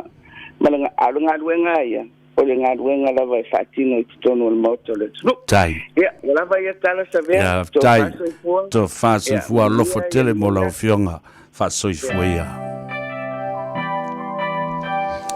ele na Samoa ia o tau tope atu lava me tam foi atu o mo si avanoa ma si masele me le fionga le safa pito a wa o avanoa le au maua ia so se me lava ye me le tau na fa soa e ye fo me le fili me le me masatan ye tau mo foi le peti le na me le me sili ia o fai mo to fonga ta mo le fa le wai la fa anga ma fa bianga mo le fionga te mai tai le fionga de safa pito na fa pito ia le ainga pa ia o salavalasi ia le na le fionga e le safa pito fio mena o mi mata afa ma wale si fa poponga le na afa talanoanga i le vai a sofo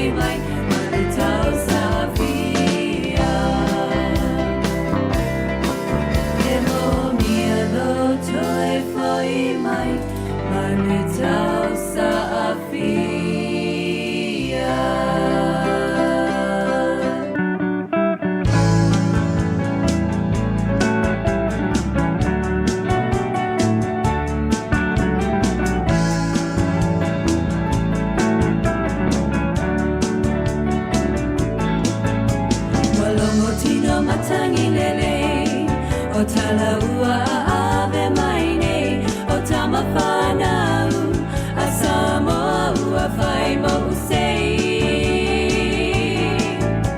Nau talo wa malieo Malo saili malo wailo ai o Samoa I o mao O si o tatunu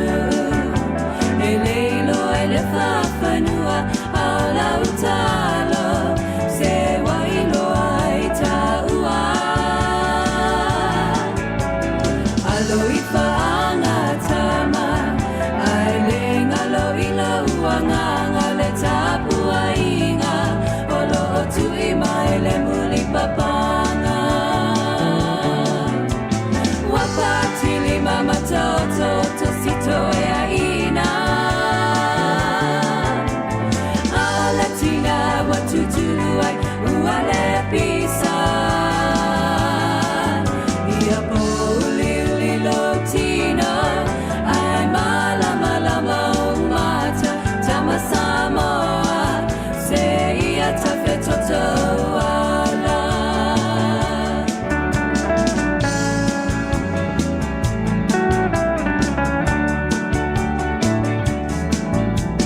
Samoa tula imai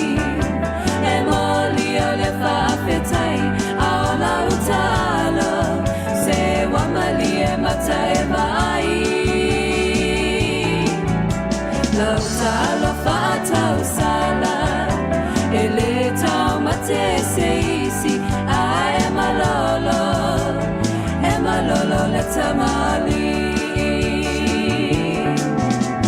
wapati ni mama tau toto sito e aina alatina watutuluai uale pisa Loti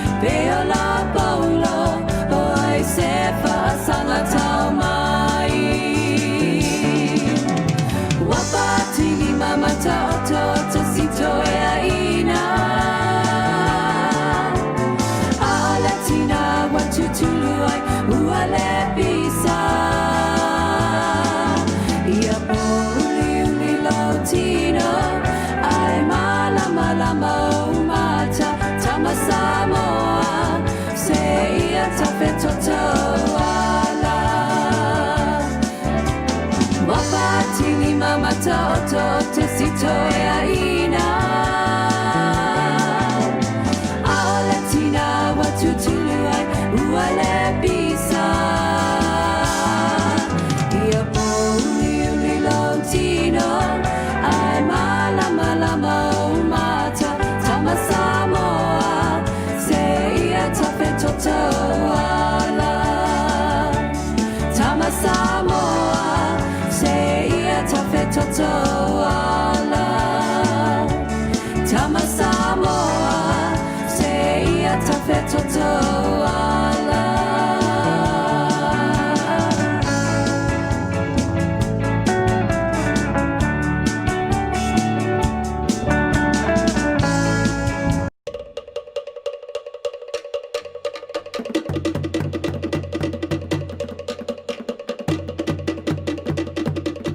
Patala fatu ma maru le tunu ma lo le folau maruia fa tai mo fa fo mai ele nei fo yaso e fia fa mara tu atu o New Zealand ato e alfia ai au kilani wo yai nei ele lapta inga vahenga lua mo mole atu fa tai tele lava le taru community Pacifica mo le tatu vahenga na fa tino mo le tau fiol pesiato fa mai covid se furuiva o le tatu tam fenga fa tasi wa fa so ani le mo le tau fiol pesiato fa lo tele fa mai mo to fo ya to nei tatu vahenga au kilani ngar wenga fa pe ma onga.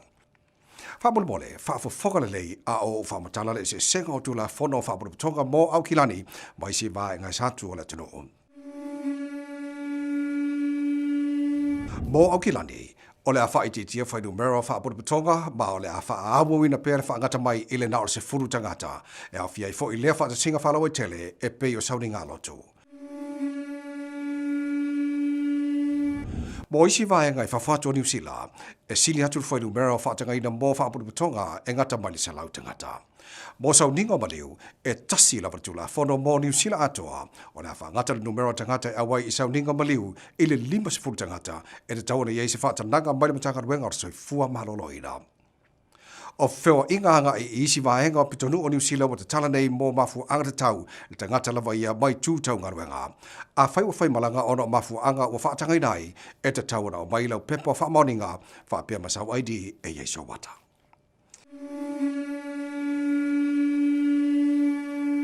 O le whai o sau puni whonga o le afso swani le tau fia le pepesi o COVID-19 ma o le awhatu ma wina ilo saunga le mufa pea fo i maisi. I lalo lapta inga vaenga lua o le afa tula fona ina le fai o sau puni fonga pe a fai e te alu i lungo a wala feo inga fala o tele e a fiei ba lele, no foafi, pasi, ma vaala o pasese. E ta ua molo si le fia le tatu community Pacifica a fai e tele fia faia sau puni foringa i lungo a wala feo inga fala o tele e ono fa sala oe mai le tolu selau e o le afetala. Petai, o ta maiti lalo i forse furulo tausanga, mai lato e whengata o na manawa, e le wha malusia mo le mo mia, e lato o na whai o se puni fonga. A whai e le eisau puni foringa, e le mana o mia lo wanu fu e whatau, e ma whai o na e whai ala vai oe, wha o ngase so solo bandana, po se sikafu, po se mitiafu. I le whale whainga ruenga, o le a whau tuaina oe e lau pule i le tuainga puni foringa e mana o mia. E ono yeisi na taimi e wha amasani e le whaia o puni foringa, ma tau te talsanga atu ia maua pēa ma lawan ona sai, ma le ngā rurue whaatasia o tātou la atu i leisi la sanga lea, mo le pui puinga. Po nisio whaamtalanga mo puni foringa, whaafsio tailo penga te whailangi COVID se furuiva.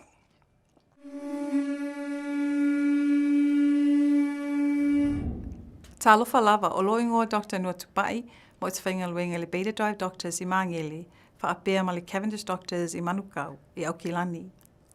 E le o pō se lilo, O se taimi whainga tā tele lea ua tātua iai. Ili nei vai taimi o le mālosi o le pepesi o le wha mai o le COVID-19 i te tono la tunuu. Ai maise au ki lani i saute o loo unga lue ai mai isi fō mai.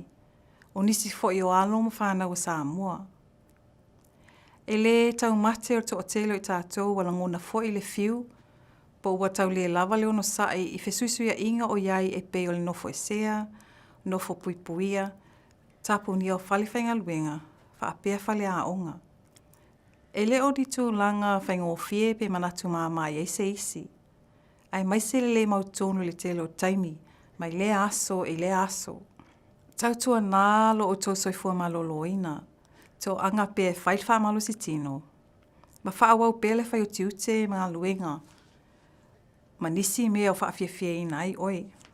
Tala noa ma whaasoa ma le tō ainga, o wō me māsani, moni manatu le lei. Tātou ngā lulue whaatasi a wāle pui au i tātou oma, bai le nei whaamai ma tautia. Ai mai sei fo i taim whaingtau o tātou iai.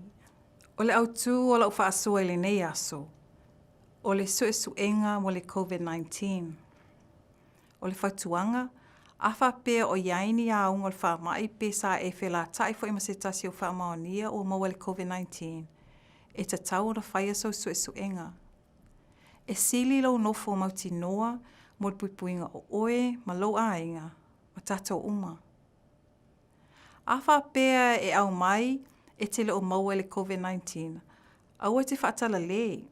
Ia e mataala ma muli pēr ma tau sisi whautuanga ma la patainga, e pei ona saunua ai la fionga palemia Jacinda Ardern, ai mai sei fo'i le whaaton sili ma tanga luenga o soifua maloloina o Dr. Ashley Bloomfield.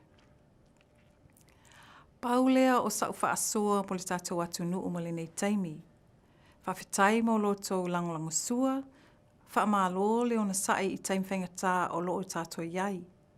Ia tātou no nofo whalofani te tono tātou ainga, o nuu ma le atu nuu atoa, ma ia tausi le lei o tātou tua a, ai mai se whanau whapea fo i ma wō mai maasani. Soifua ma ia manuia.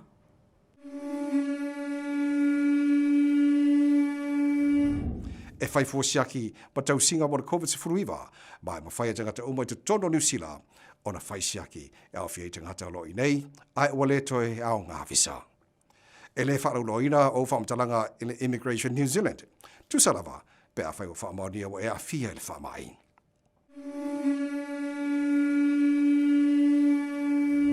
O le whaamai o le COVID-19, wa vea ma mea ua whai e swingo a wala o whaatinonga ngā ruenga ale oranga tamariki.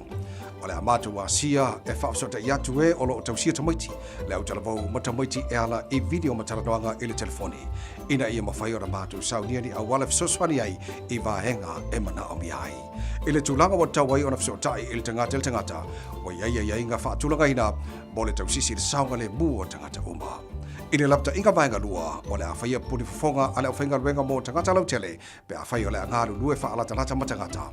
Mātou te whautuaina fo i oe malau ainga, ia whaia le vaenga a maise lava, pe a whai o wheo i lungo a wala wheo inga la wai tele.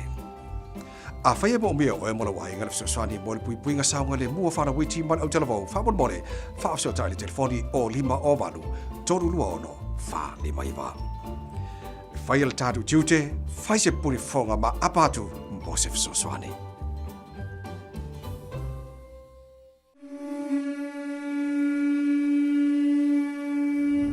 O le matanga luenga o tina ilo tele wa iei nei alatu Soswani mo le langolangoina o ainga Pasifika wa ifa fitauli ile le lava o whaasoa ai maisi lava i nei taimi whainga tau le COVID-19. E awhi ei a inga o whainga luenga ai laiti tupe maua mai ngā luenga mai lato wa lusi a ngātu ngā luenga pe o whaiti tia tu la whainga luenga ona o le COVID-19. Tātu wanga ila i vaenga te whiriwhiri mai ai.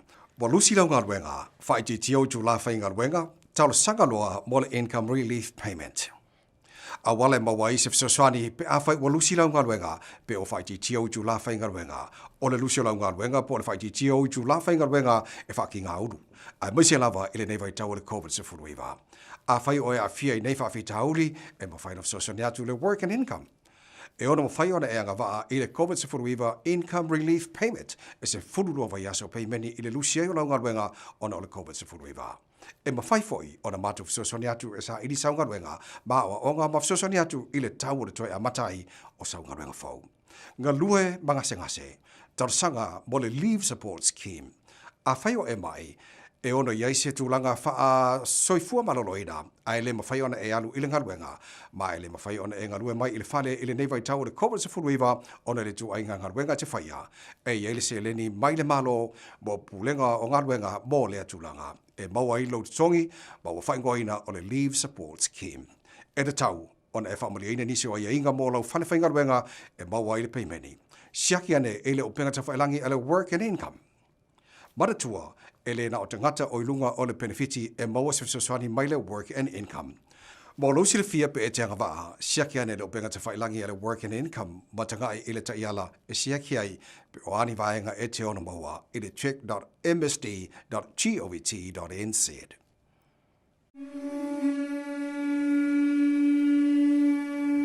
O lo ngā rue malo si le Pacifica Futures e fisoswani i ainga Pacifica i Aukilani. O le taimi nei, o lo latu au inatu tau mafa, puni fōringa, mai si vaenga tau sui fua maloloina. A whai e te lala i Aukilani ma ua e mawana mia, se whanau ora support package. Whamon mone, whafso tasi nei o paanga a le Pacifica Futures, o le ata ua ilalo. Te whono, o varselau tolu ono whavalu, Anna Atkinson. The Village Community Services Trust. Valu lua ono lima whālua fitu po le olua tasi valu whālima lima tolu lima, Lady Mariana Jones. Mount Wellington Integrated Health Centre, Vasilimo John Kiria, olua tasi olua tolu fitu whaono. Langi Marie o Tongan Health Society, ka Salanita Buniani, ma mele waka o Varselau o tolu o iwa olua po le olua tasi o valu fitu o tolu iwa tolu wha.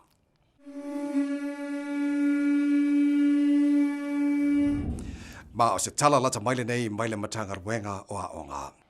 I lalo lapta inga vaenga lua o lea ua tue tala ina ia onga uma. E ui na fautuaina puni fōlinga, e leo wha amaru sia le whaia puni fōlinga o whanau, tupulanga talavou ma whaia onga ia onga. O le tue wha iatu i lea onga o le amaua e lo walo se fisoswani, mo ona langona i le tue whaatasi atu i ana wo mapaanga. O le sio manga o lea onga, o le afito i tonu i la tau i mo le saunga le mo, so i fua maloloina a e whaasitile ilo la tau wola hawa oina. Ina ne te iwa le mawhai e stangata talavou, ona sue i le suenga o le NCEA, ona o le COVID-19, e yeini a wala ua lavata pena i le tau sanga atoa e amana ia ilo la tau wola hawa oina, o le whate te inga, e pei o maka maisi le sona sa o tau wina ai, amana ia isi tu ainga awala e ao awai e pe o ngaruenga le tongia. Pale isi, o le asuia le teimi o suenga, ma le awinatu i te tonu o mea onga e loa i le afianga wa onga ona o le COVID-19. Tala noa la wa onga pe a whai e se vaenga te fia whafsiri ai. Ma le vaenga muri au ne ngalo o ne whaafonga le tātou pokalame mo mātua Pasifika i lunga o le lima tolu tasi PI pe te maua le fitu ngangana a le Pasifika. E mawhai on e asesiane le upenga te whailangi e te mai mo ai i lona whaasolonga.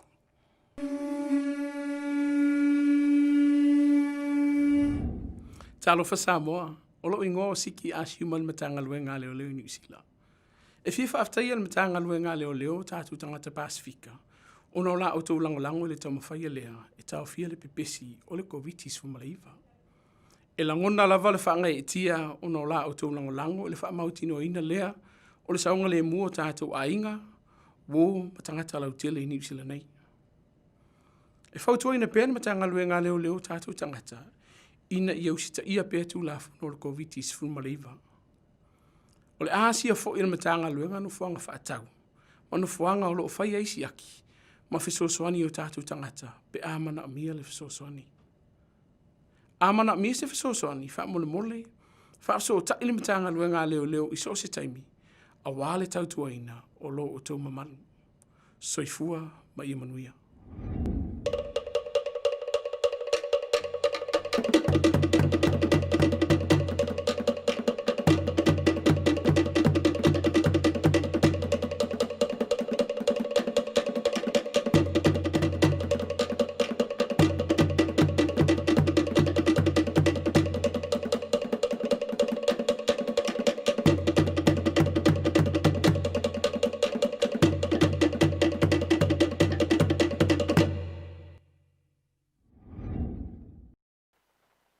Ia, le nau whaafonga le tunu ui le tā ua tele o nā fōi sa vali na mori atu le sunga i le.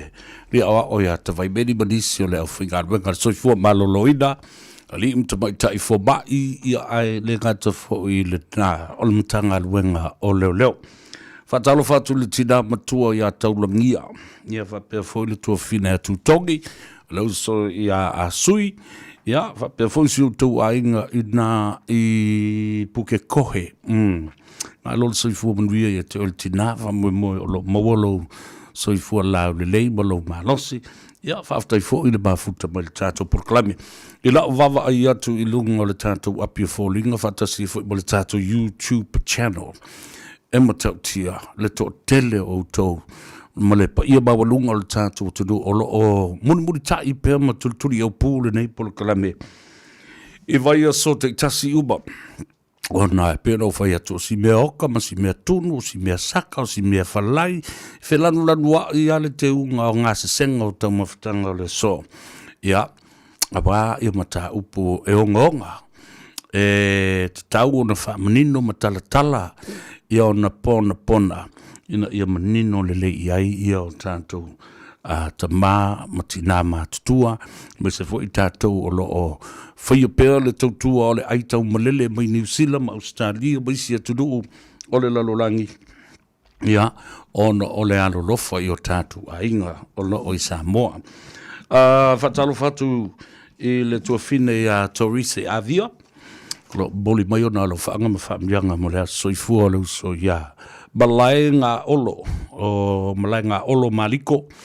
Ia, le whamatuina lo nā soifua i le so i Mount Druitt i Sydney, Australia. Riali ilo wa soifua o le whaanga nā mai a Tanoa Ava Samu ia male a inga i manukau. O nisi aso se tele minister sanga e whapopo i lo soifua whamatuia le tua i le whamatuina o lo wa soifua i le so.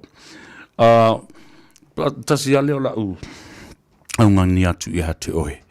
I lunga o le apia fōlinga wha tasi e fōi ma le tātou polkalamile nei Savea ma le Tanoa Ava. Tango e press le like button ona e tango le share i nei o ainga wome masani i so se tafa le lalolangi e mawhaio na o atu i ai i o le malosi. O le malosi o lau omi.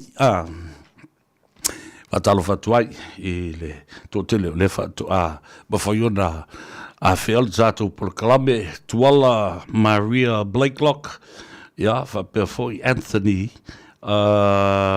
malufuti vai ngafa malosi fumanuia tua whina ia alo ese le fono ia whapea foi tunu mafono whepulea i kaisa whatui alo le se fumanuia ma auto u malawa ele aleta ua tuolo uswafa ia o la lava u te tau mawhai ai omi atu le like button fo lele e fa tu i lo lima tua e fa malo tua i ate oe a lo so ya kaisa madaisi apisala i Melbourne Australia talo fatu ia le malu o tantu aingolo o lala mapapa au i Australia yo tu fa fonga neila wai tele ia taimi vava ai foi mo silsila ma fa fonga i saunanga le fionga le tamai tai sa fa pito Fionga sa whapito ia fio me Naomi Mataafa.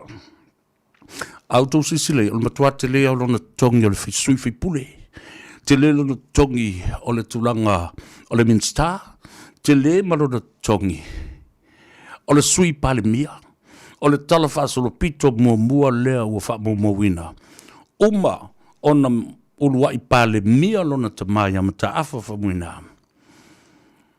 Ia, umalena, a lea la o sui pale mia tua ilo na fine lo na alo tu maita ile fionga le sa whapito. Ia aile i whaapea lava na manu sona tutongi ma tupe maua ma alauni maisi whaamdianga.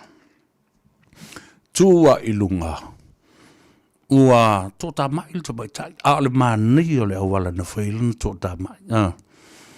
Alu ilona i tu malo fono whaatonu lea le tala alo te whangamla in salvalasi ia me o le awala le e te savali ai matu te langolangwina lau fionga o ilai moriel malenga le ali tu malo o le malelenga lea, e ave ai le tofa, ma le sa vali le tu malo, e tali e le faipule, e tali e le faipule, le o tofa fonga mai, e onga isi fasili ia lena tua ne iai. E aluma mafu fau ma ave ela na tofa ma sa oile lisi vai aso. Ona te tala foi leo le avei, ia ma tala pona o le ato pona. Ina ia manea foi le whaafonga le atunu. Wautou silsila la iai. E mea olo avatu nei. Tu la fono ma te ungo whainga palota lea na pasi nei luafe sfulmaleiva. E le atoa le tolu tausanga. Lea lai o na mafua na toe avel mta upu i le whamsinonga. Ia lea la tātou talia nei lupe o maunu. Ua ave le whamsino. Whai maile saunanga le fionga le tamaita i whamsino. Honorable Judge ta whau i malo le lani Warren Tuala. Ave le mta upu i le palemene e le o le leio na whatulanga. E fallinga mai e whai longa tangata le tulafono. O ia whaasao a o ia salalo i le nifo o ti vāturu whaafonga le tunu. O ia si ia o ia whaasavali. Lea lauto whaafonga nil saunanga le fionga sa whapito. Ua whai ale mea mana o le tangata ia. Ina ia sefe le tangata. Ona whaatiu tala loa lea. Wale aini tu la fono e teu ma apo ai maluia. E pui ai. Wa se i la le fala lea sa se e sa mo mal whamsinonga le amio tonu ma whetali ia i le awa whata. Ai nofolo i lunga o maa. Nofolo i lunga e uru fia ai le nofo i tulou whaafonga le tunu i le maa ai o maa ai ala tūma i. Upu sa o upu i au te tala noa tuai. Ina i au tau manino le ai. Ili ai.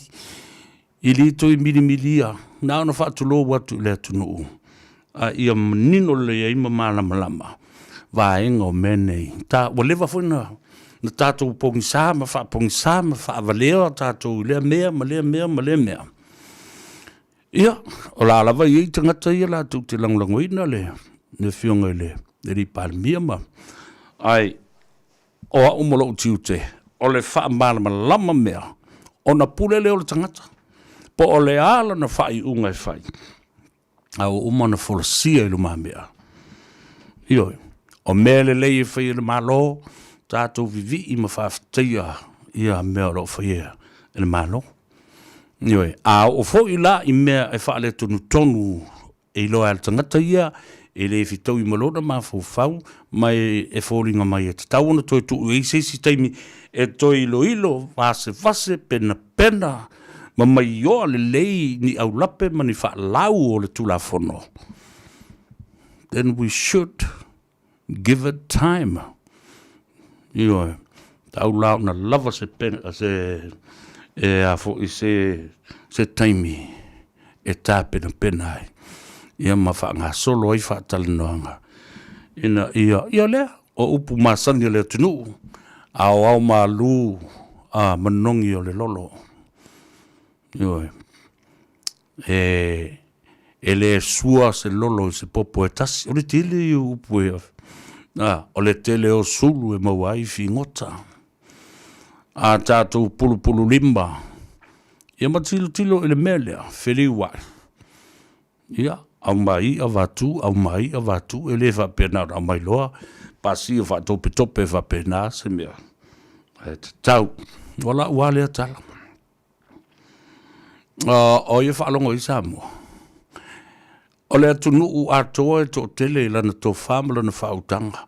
E te tau na whaalongo te tai i se whanonga masina si u leo o le tu o lalo a Samoa. O lo utale tonunga le na. E whaalongo i le te tai o le malo whaalongo. I tana i le tō whale atunu o lo o mamoli atu. Ia on umanuia na. Awa o le mea le vava ia tua i tātou i e pe ia fosi le maso le mea. e le teimi alu e fo le maso ia ua matua oso le ua le maso ia me alu fo ia ua aunga ngase le maso ia ona vai lola i o to inga tung fiti va pena o le sibele no tau fisile tu nei le fionga sa va pito le na le tatu va vai to ta tala le ngalueng manai of so sani mai ya pani so sani mai ya saina so sani mai fletupe asia so sani mai fletupe langi World Bank, International Monetary Fund, Asian Development Bank o isi mau me umane a le fisili la oni fesoso ni moni ia o ngā luenga tina e whaifua. Pe ta umoia o ngā luenga fesoso ni e whai ta i fia se lau wafi. Ai e moe fonga e toi te tongi, e tanto. Ja, ma nei o le mesiri leo o malia maile fionga e sa whapito o le a tātou toi tala noa le verse 4. Ma o le a whau o pēa, ia le nei pola kalambe e mai iso na whingalo o te lo foi ia o tapu foi o ia mai le TV tasi TV tolu ia mai si foi ala leo o le tu e pi me va pena no vinga le a fanga solo foi e meo televise ma meo le tio tu ma oti e fato a mawai ni avanoa e fa so ai i le atunu. Ia, o le nala, o mari o le whiinta tu wa so whanau le nei aso, ona ua uti o le tātou taimi. Ala tātou o, ia, se wawa e tuna ia so whanau i e leu te tintila tu nei ai. Ai, mo le sila fia le atunu, i le nei tae au. Ua la ngona lava le nganga whaftai ina ua mawhai fōi o na soso ni mai le tua whawhine ia whanimo, ia whapefo i le uso ia whasau tuitama ia masela company lea alo o whatino ai sui no la ei matango fie o le Alisa's Pacific House of Creation o tō si sila mai ele la le o le ofu lea o te ofu atoi whaftai tele whanimo ia malo wali i le soso ni mai ia e tau wha aure lei ia ta ita nei i le e ala i le ofu i da mai o le nei ofu mātango fie ua ofu e le nei tai au whabana i eil tātou por klabe Alisa's Pacifica House of Creation e ina e le numera tasi tolu whalua Great North Road i Henderson. E tasi alu whale sa mo i nai le tuli manu na lau a mata tu la vole o le lau whainga malanga i tono le shopping center Henderson i lungo le awala. E tanga i lo a whawhai o le telwa tu i lunga nei Kelston te whaifoifolo i lalo o lau i tūtau ngvale na o lo display ai le matango fie. Wha i o le tongi o ofun leo te ofun tuai. O le alo o nei. Ia o le alo o le ma umi. Ono o iu te fifia lavel i le meo le ofu e lima umi. Ia na tilo ai taulo iai. Ia e valea lo iai. E afe lo iai. Ia ma tala noa i loa. Su i whapitoa se la ta pena le lei te la le iai. Whaatalo whatu le aso i tautua alo mata mawhanau o Samoa i so o se vaenga lava. A mata mai tau mawhitanga, mga senga o tau mawhitanga. Tātou whaasolo mai o e le Ulutoa and Sons, tu mai tai Rita, whapea fo i muta afa, te leinga ere wapolo, mautou umoro ngā lulu e ai, Ulutoa and Sons food restaurant and takeaway i Avondale, ma loli ngā lulu ni aso. Aftai e manongi tau mawha e lea fo i a inga masia la tau pisinisi ngā sengo tau mawhtanga i aso umara mai aso. Ai loka i lea stona, oi i lea sa, e o e tā puai, mo e tutongi o nā tau se furuai, ma nā tau taulanga i lea tua, e whaftai i lea tua, I lona ngalelei. Ia, pena foi ona whatalo whatu isi o unangolo o nātu ngā senga, ngā sea tau mawhtanga, suguleri e pikopo,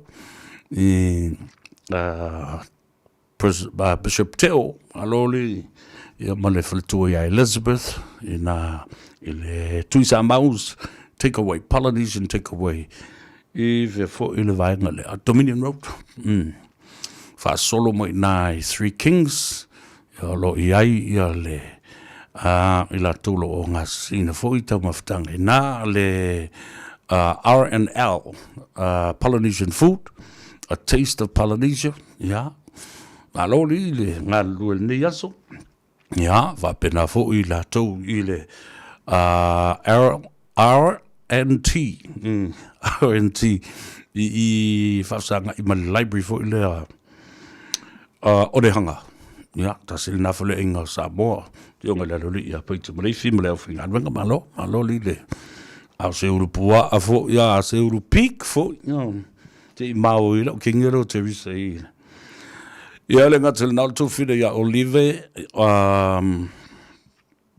leu so ia lapa ma Evelina Evelina's Polynesian food luon la I le ngata I Glendon shopping centre ia ewa pia fo ia leisi la o tara leo lo o whātautei e leo so ia langa aia, ia, ma uto umaholo ngā lulu hei. Nā, whangasi lata, whapewhoi le to whai au tumo o Henry, ma alo, le ngā lulu e o le, vanga le nā le, le nā East Tamaki, East Tamaki o lo, iai fo ia, tumatai ia whangasi lata, ma le nā tau fhoi vanga le talimanao, na fuanga malawana e ngā solo I tātou. Wa le fua lifi le level 2, le vavao sa whianga iei mai tātou I le vai aso.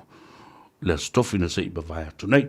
Talo whatulunga le tātou aleni te lea, Coletta Waia, o Vaana ngā kau, o Peritania Ioane Masenga. Talo fai. Lea o mai lai e tātou whaasilanga o le sōbolo tō silafia nisi o unangalo iai. Wai o le tātou tusi o le vau filifili, o lo maua pea, o le tusi o le vau filifili, na tāpe neida ma saunia ma tū whaatasia nisi o te mali ma whale upolu, sa ngā lulu le tātou le tio, ia ma le polokalame o le vau filifili, ia o nisi wa whai lagi le wholaunga a o lo manatua pe le nā tusi o lo telele oa o lo o iai. Ala ngā upu, whapena fōi o winga upu, ia o nai talapupu u Samoa, o talatu o le atunuu, o lo o iai fōi, ma whaalu penga o le tele o nuu mafio anga o Samoa. Ia maua sautusi, ia o na e saula ia lea, I le tātou tuatusa numero ono, pātolus from le ono, Hobble Street, po Hobble Road, I nei I Manukau. O no whangal na ile official tātou le tio, ai o le pangalea. Whātou a te tala I le asonga fua, e tau le asfarele, le astrona ia, na o Savea ia ma sawari I o le ao ma le po ma taute I nei.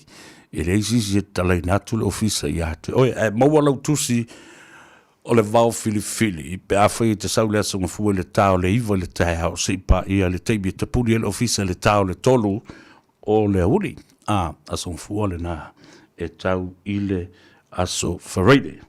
Ia, ma le whaasi silanga munamuri, o tau sila mai, le lava e tau ngapa lava, o le vai o le ola, o le mea lofa le tua whanatura, ia, na fausia, mangausia, I lau la au, o pa o la au, ia whapena fo ia amasua o fua la au. Ioe, sa ola I tua whale o tātou, I o tātou lava sisi o manga. Sa fausia, mangausia la sapa, lea o tau nu mai lau whanua New Zealand. Au ngā tele mo ngase o le whatu, au ngā mo ngase o oe sela, o le toto ma walunga whatasi fo I male whale leio o tō tonga, le whatu ngā o male whale meo le ati, kidney and liver damage. Io, e toi so soani la le vai o le ola. tō tonga nā, I na ia wha le leia wa tō tonga nā, nā tō te whaia le ngā ruenga. Ma le lātou matawhai oi, o le vaima mā mai, ota, o lo o I tu tonu le tino, ia maa o lo I tu tonu le bloodstream, ia po o ala totu. E o ngā fo I la, I le tūlanga o I lātou, e maua ngase o le diabetes, ia po o le suka, ngā te le ile vai.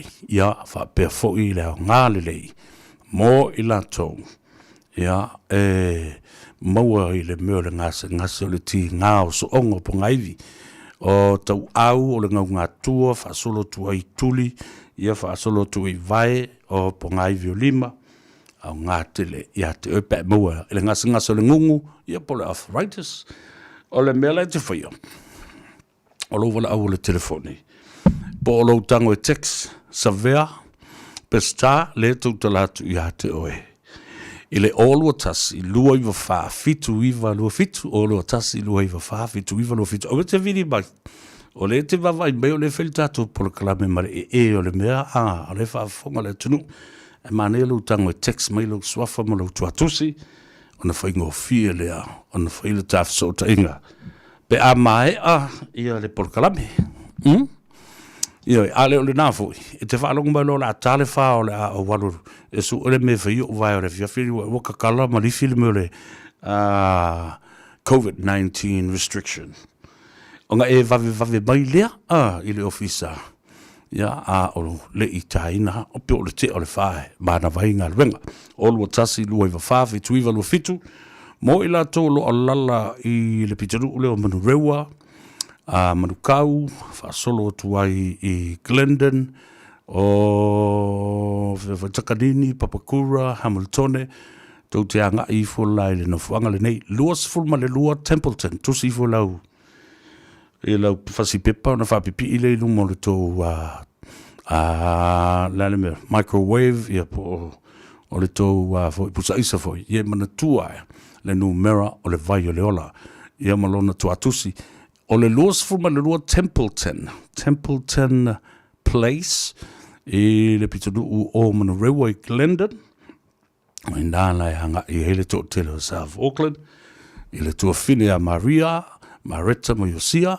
ia whatala whatoli I Yosia ma siuto fo I ainga, ma lo whaftai mo ngā ruanga lei, o lo o whatino mo tātou tangata, e tawala tu I le vai o le ola.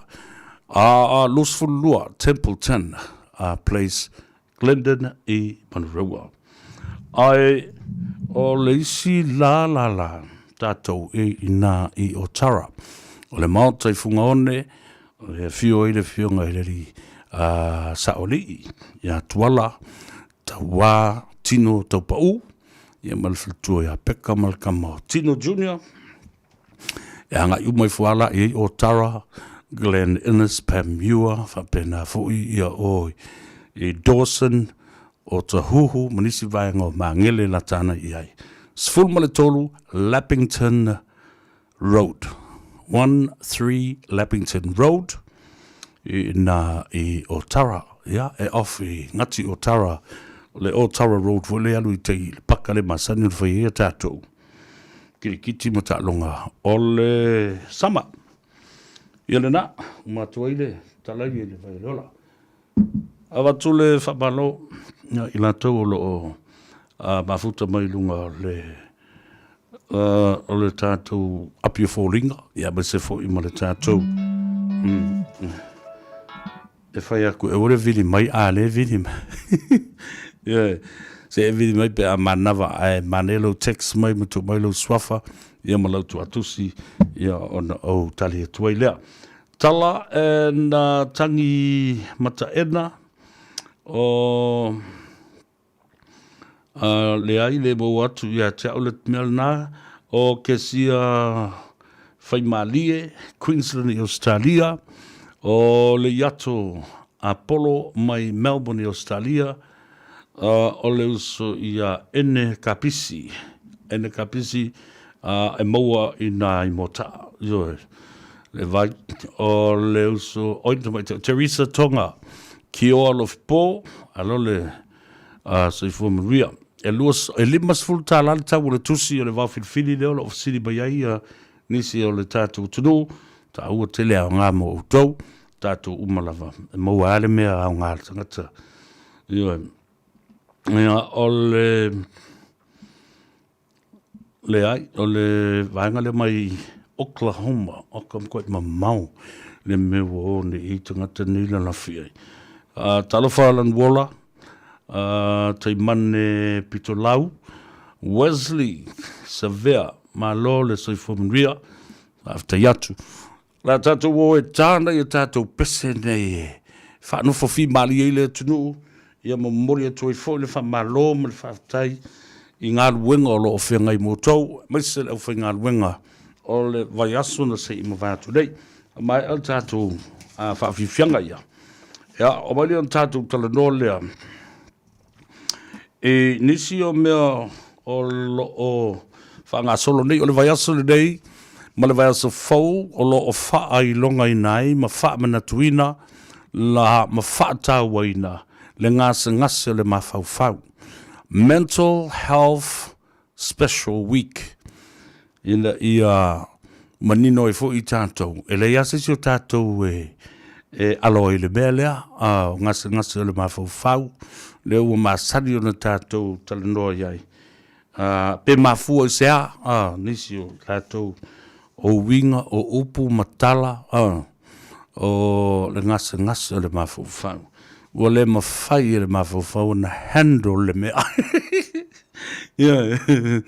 Le mawhai le mafau fau o na handle, le mawhai o na ia tau a veina. Ma uu yo na lima, ma tau mawhai e alu ese, ma alo ese mai ai.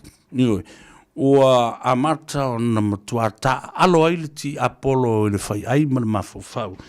Ia na te tupu mai ei lea o ngase whapena le mental health. Ia, a tātou o tale pese. Ia mo tātou tale i e fo i se hawa noa, le a tātou tale noa tua i le fionga. Ia, i le li whaipule o le tofi o le tubalo o nganga i fo maunga numera tolu. Ia, whapea fo ia le te tai o le pati o le fast, po le whaatutua i le atua Samoa tu tōtasi.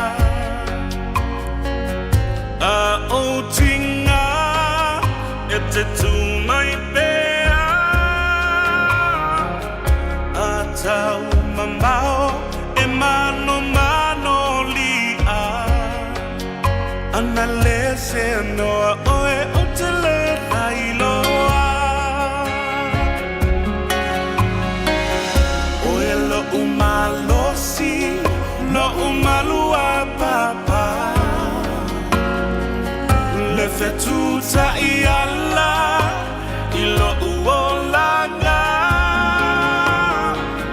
lo ufatu enuti pe atate te a analese anoa oe usele lailoa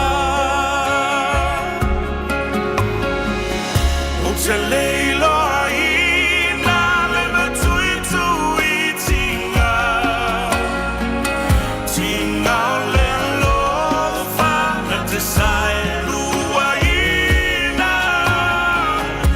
Say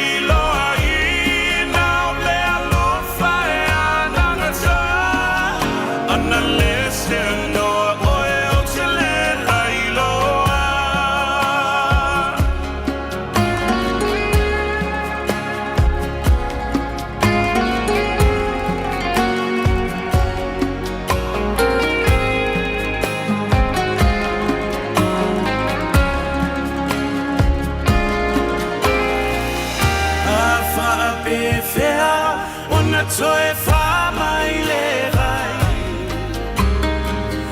Ua na o a upu O te tō manga i ai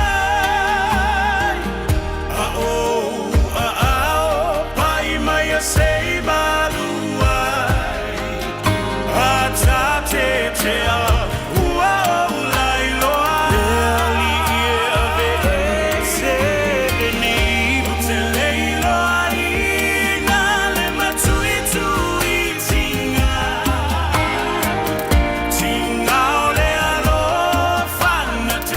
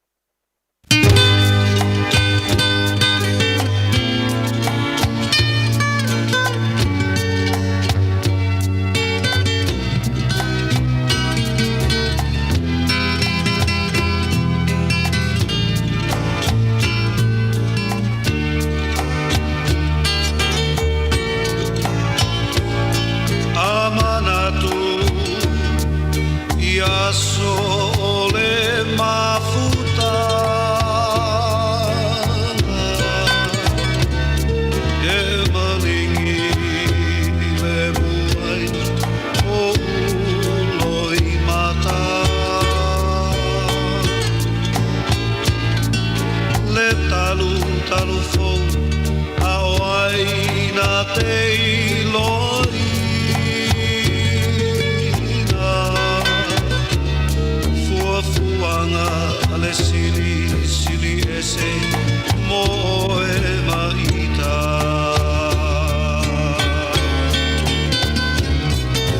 ele ai aianga te fiatanga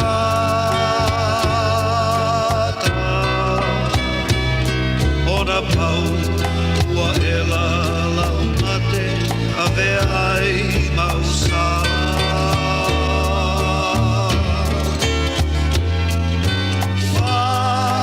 whamangalo mai soanga leanga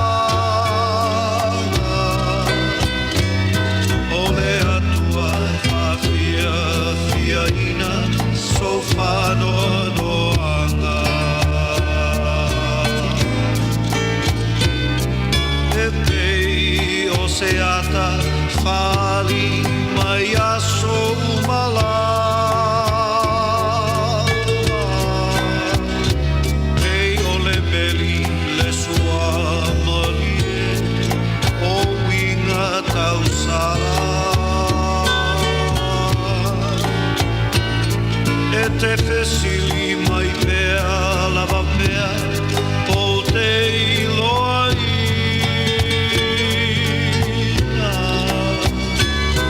o lo alofa e moni aua nei o whangaloina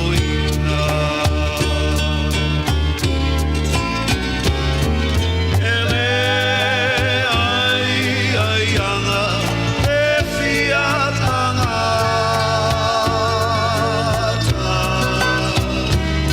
ai ona pau ua e la laumate ave ai mausala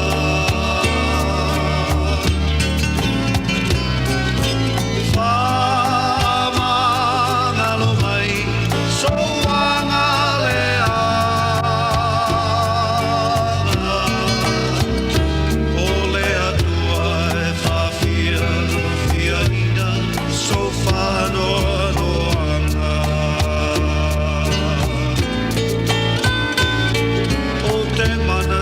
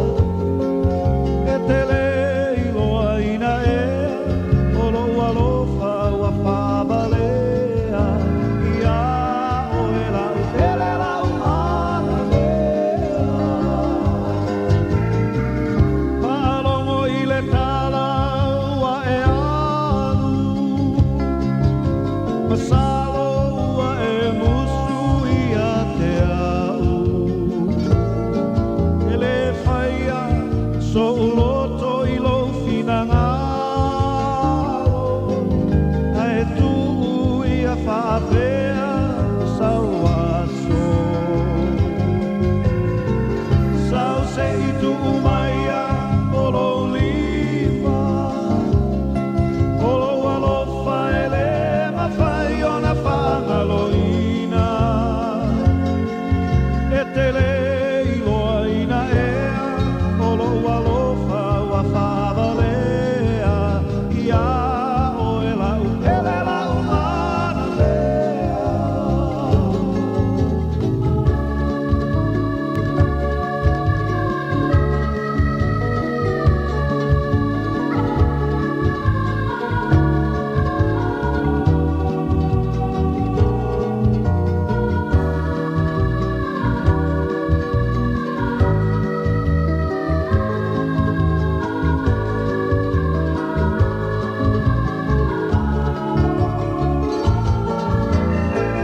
Sao sei tu maia olo lima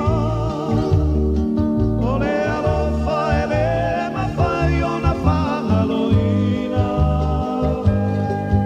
e te leiloa ina e olo alofa o whavalea ia o e lau mana lea Sao sei tu maia olo lima o le alofa e le mawhai ona whangaloina e te leiloa ina e o alofa ua whavalea ia o e lau mana lea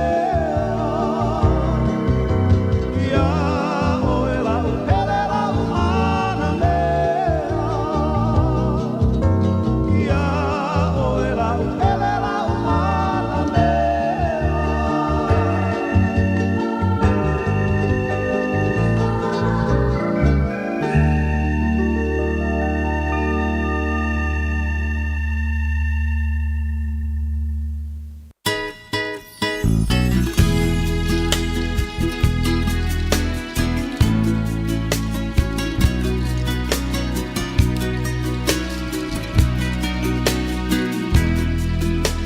Ola ulu pe oi vanu Sau se I whaalongo atu I sina upu alofa se I file mua iau Mali e lau whetalai Se I whaamalu ai Olo utino ua vai vai pei se ngā lala I le fia inu vai Le alofa lena pena tamasani ea O le alofa walongo I tino lo umalo si ua whaifo A o ai fo I se tasi nā teilo Se mea file muai se Ua loto whanoa noa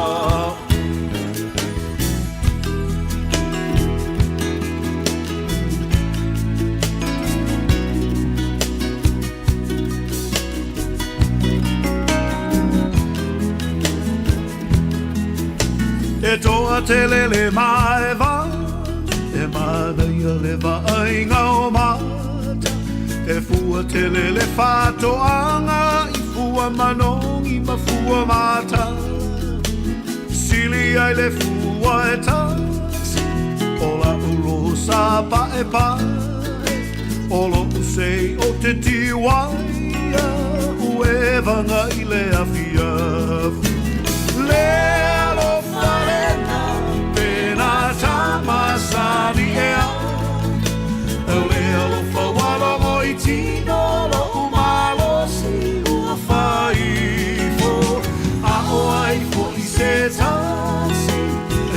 tasi nā teilo Se mea file muai se Ua loto whanoa noa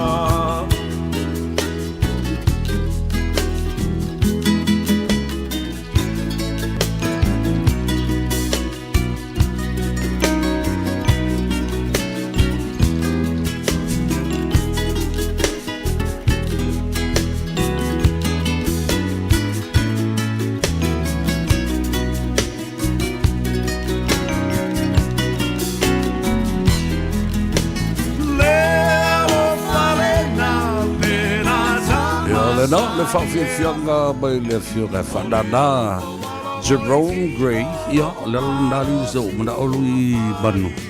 A mani se e whalongolongo fo I oto e pa o ia le acoustic guitar ma le ukulele le tamaro wau te loa o oe o le tangata o le musika mani talo falava balol se fo bia whaftai mo le teipi o whaavino mai whafonga le tunu se li poti fo I o le rei aso I le tautua le car for you balol se fo se fo manuera o fionga Savea nei vai ngore aso ia manatu o mo walunga le o inga le masina le tatou atunu ia ma se fo I au na tofia le li so se fatfai taulanga ia o whaafonga mai le ta whaatara noanga ai manga ia kele musika Savea ma role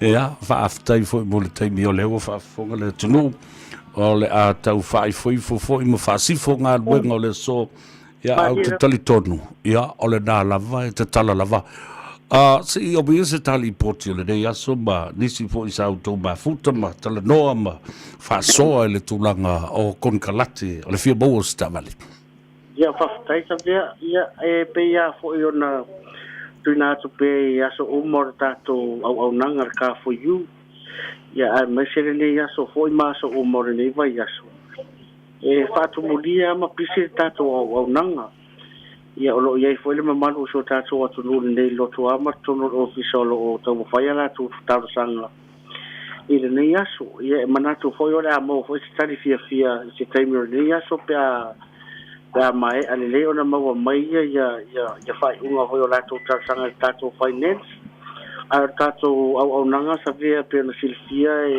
e tau pati mai lea tunu o nei le ngata e tau ngofia tātou tā vale o mana saunia le lei ia mai le lei foi a tātou finance ia mai le ngata I lea e tele ale no o tā vale se mo ni le ka for you malona rotoa e pena tuina tu pe tātou on silfia tātou atunu e le lei lava na e fio mai nei tātou rotoa na e sila le ta vale wa tau I le mo e mane ainga pale tono lo suafa painga ringa full time po lava tulanga o lo ia o lo fai pe ona maua ma no tatu o nanga e fe so ani atu le malo so tatu watu no tolu se lau I nei Great South Road I Manurewa ma le tatu no me o vile fua Savea o va se lau lo fitu 5 no valu e vala au mele sile mo mani ia potina fo ia tala I lungo Facebook ia mar to kine fo ia Silvia ia I lau lava ngana e te fasili ia ia ma fa mala ma uma tu de va ngai ma fai e ona e silafia ia ma fai ona mo sta tu taval ia ni va ngona so ia ma le wa nanga fo ni va ia so atu fa tai tele so tatu atu no ule ave fo ka fo you ma u fa ta vale tanto wina fa tu tuina ia mama waita vale o man sau ni le mo sau le mo tatu wa inga ia ai fa tai tele Savea mo matu wa no ne ia so ia fa tai fo le ai ma wat fo lo si fonga le ma lo si ia o tonu le anga le fo le atu ai la o fionga ia mo ma so tatu atu ia ela mo tasia mo le anga le mo le alo for tatu ta pau si lang ia ia tele ne aso ia mataya sa pati pe au dia rofa mo le anga le yo tatu wali mandi se I toi wha manino ma wha mautu mai po lale tulanga ile so tau le au unanga le car for you e tapuni wha solo atoa pe te tala I se vai taimi ia e whaftai Savea o leo o whaisipa u ia tau vanga le mai le so no fo ile sto nai ia o le ono ile se fulu ile o le iva mai de se fulu ile iva de taiao ile ono ile fiafi ile sala vai o le se fulu mai de taiao ile fai de fiafi ia mo ila tola ile o mo le ava no se amangal vengal vai aso ai mo le ava no ile sa le matala tatu rotoa ma tatu ofisa e te malanga mai ia Savea nga wa o fai le kako tauninga taiao ia o le ala le finger ring ia sa ia lo te lati lo fionga malo so tatu watu no ia sai foi na lo va tai mani fa so foi va tai foi mo le tato pol kalame ia mo le lipoti le nei aso ia wa lava fo le fa fonga le tunu o le galo ia te oe le telefoni e le se tongi ia na lo tanga ali piki lu ke fongi vidi lo o vol se lo fitu fa iva ono valu o vol se lo fitu fa iva ono valu ale o le da ma ne lo wanga iai o le tuatusi o le lua iva valu se yo o le tolu se lau ma le tua o le faleta vale le lua na loto ai pipi i fa tasi lava lua iva valu se yo o le tolu se lau Great South Road ina le pitonu o Manrewa ma lo tua i le so ia mani ia fa pe foi le pule ia Rick the man ma lo fainga wenga ia ma fa talo fa toi foi ma fa ni atu ne yasu nga wenga lo fa ngai moto ai le ngata i lea ia o le mamalo le tunu o lo o feta lo ai manga i atu sa ilis ta vale i ina ele no fanga o le car for you le mo tanto so ta ingamalo so ya tungisia ma ina le omega cars a lo fa wo fo ile nga wenga le na fo i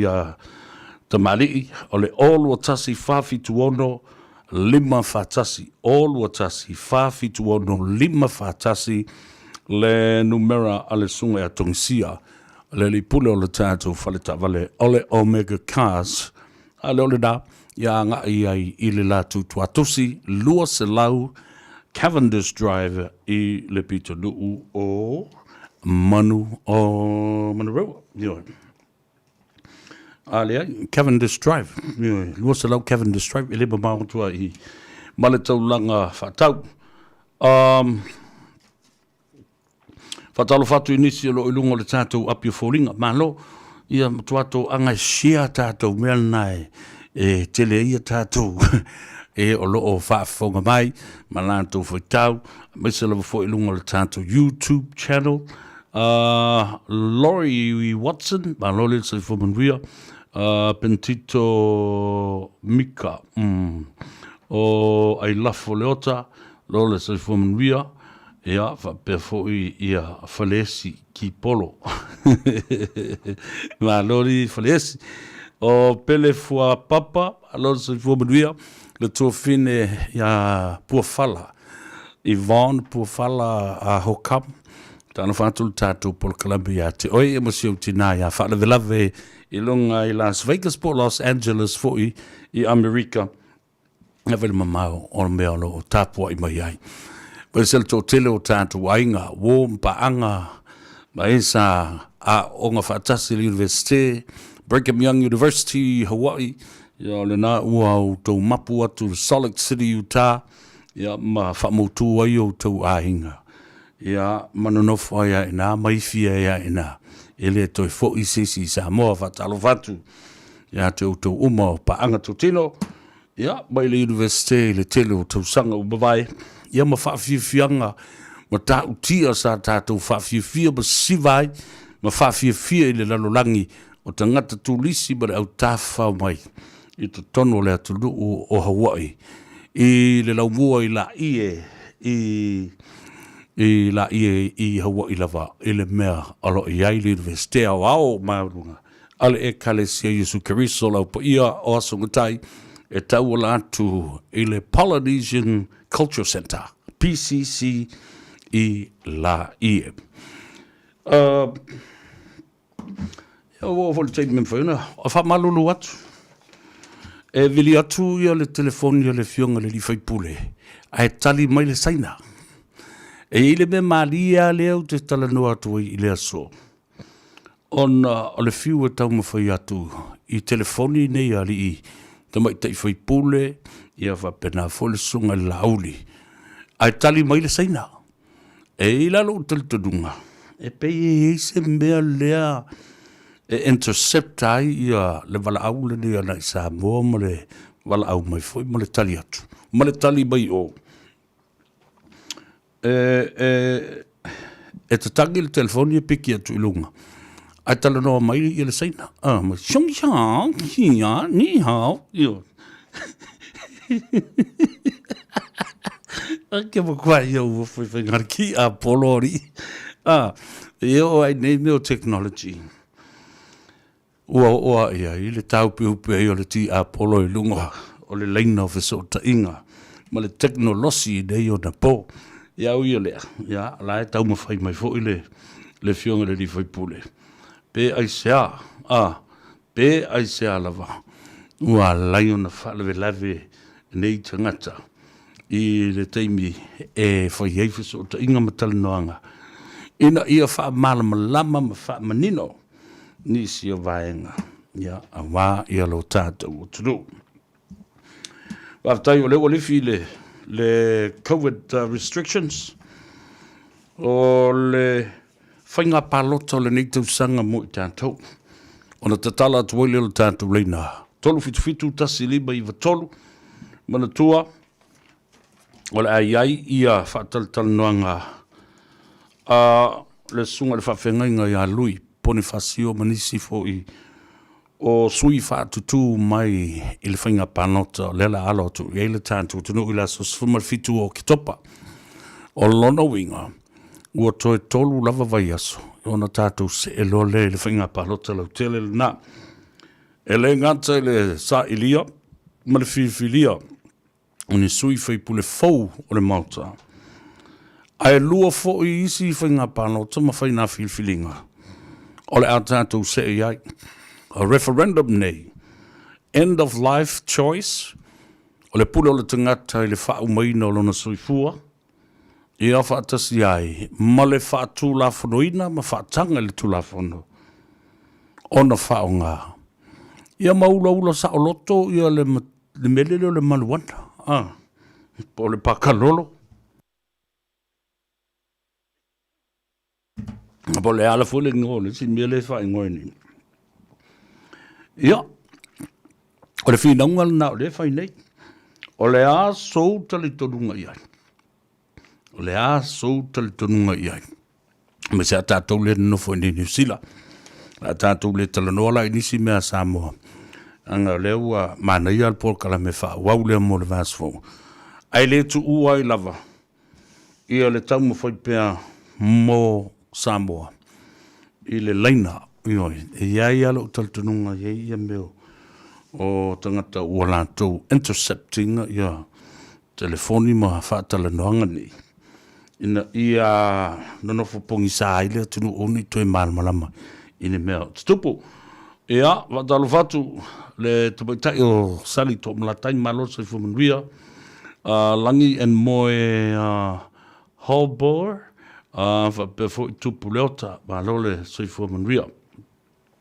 o oisi vanga sia ia fa solo mai fatalo fatu le ftelenga ya ngoi o peta ia male fa nau i nai papakura malol so fumanuia o le so ya Elisara o Teresa Ene o fulu vai telelani lili mai leoi o Westminster mai California lo o alalai i la tau nei ma lo lava so fumanuia sale faletui after ya tu le mafuta mai le tātou por kalabe i le so ia fa pe fo i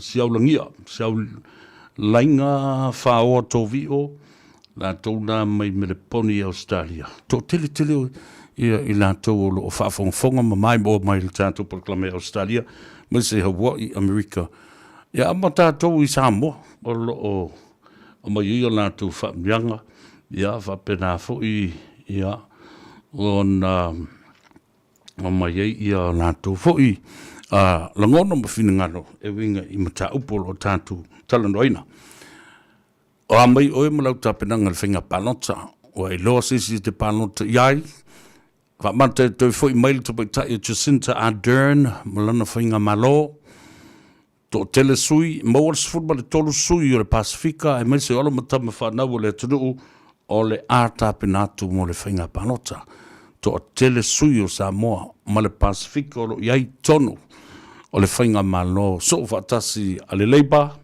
whapea foi le Green ia ma le toi ina matua wawasa manea Winston Peters tolu fitu slima tolu talofa maloso fumanuia alofa Savea talofa vai pua Lo lava soifua. Ma lo foi le soifua. Pa ngai ele. Whakakanganga ele whionga e safa piko. E ke whiu e kau whang kukui aku lo mokua waku le whionga e safa piko e maua le lei mai au e lo mokua. Mega e ke hira fiaile. Le ko wha ma maola iai. Aliela.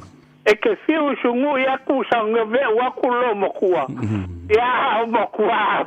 O mokua ngofu sa ungi alo mokua so se au kafa ke ala kuai.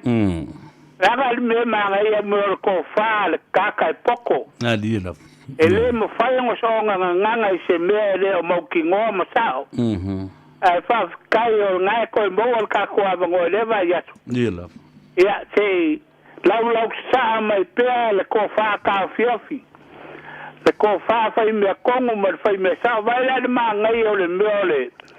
Ole sa loko. A ngoa ma sai ki ai kula fongo fa paki. I ole ma ngai ele fa fonga le tunu. Mariela. Ole ma ngai ele ma le sai fo I fa inga mea. Ole mea na ko I fa pule le pale mene ko fa ali do la ko fingalo. Ale le aku sai lalo I kula fongo fa paki.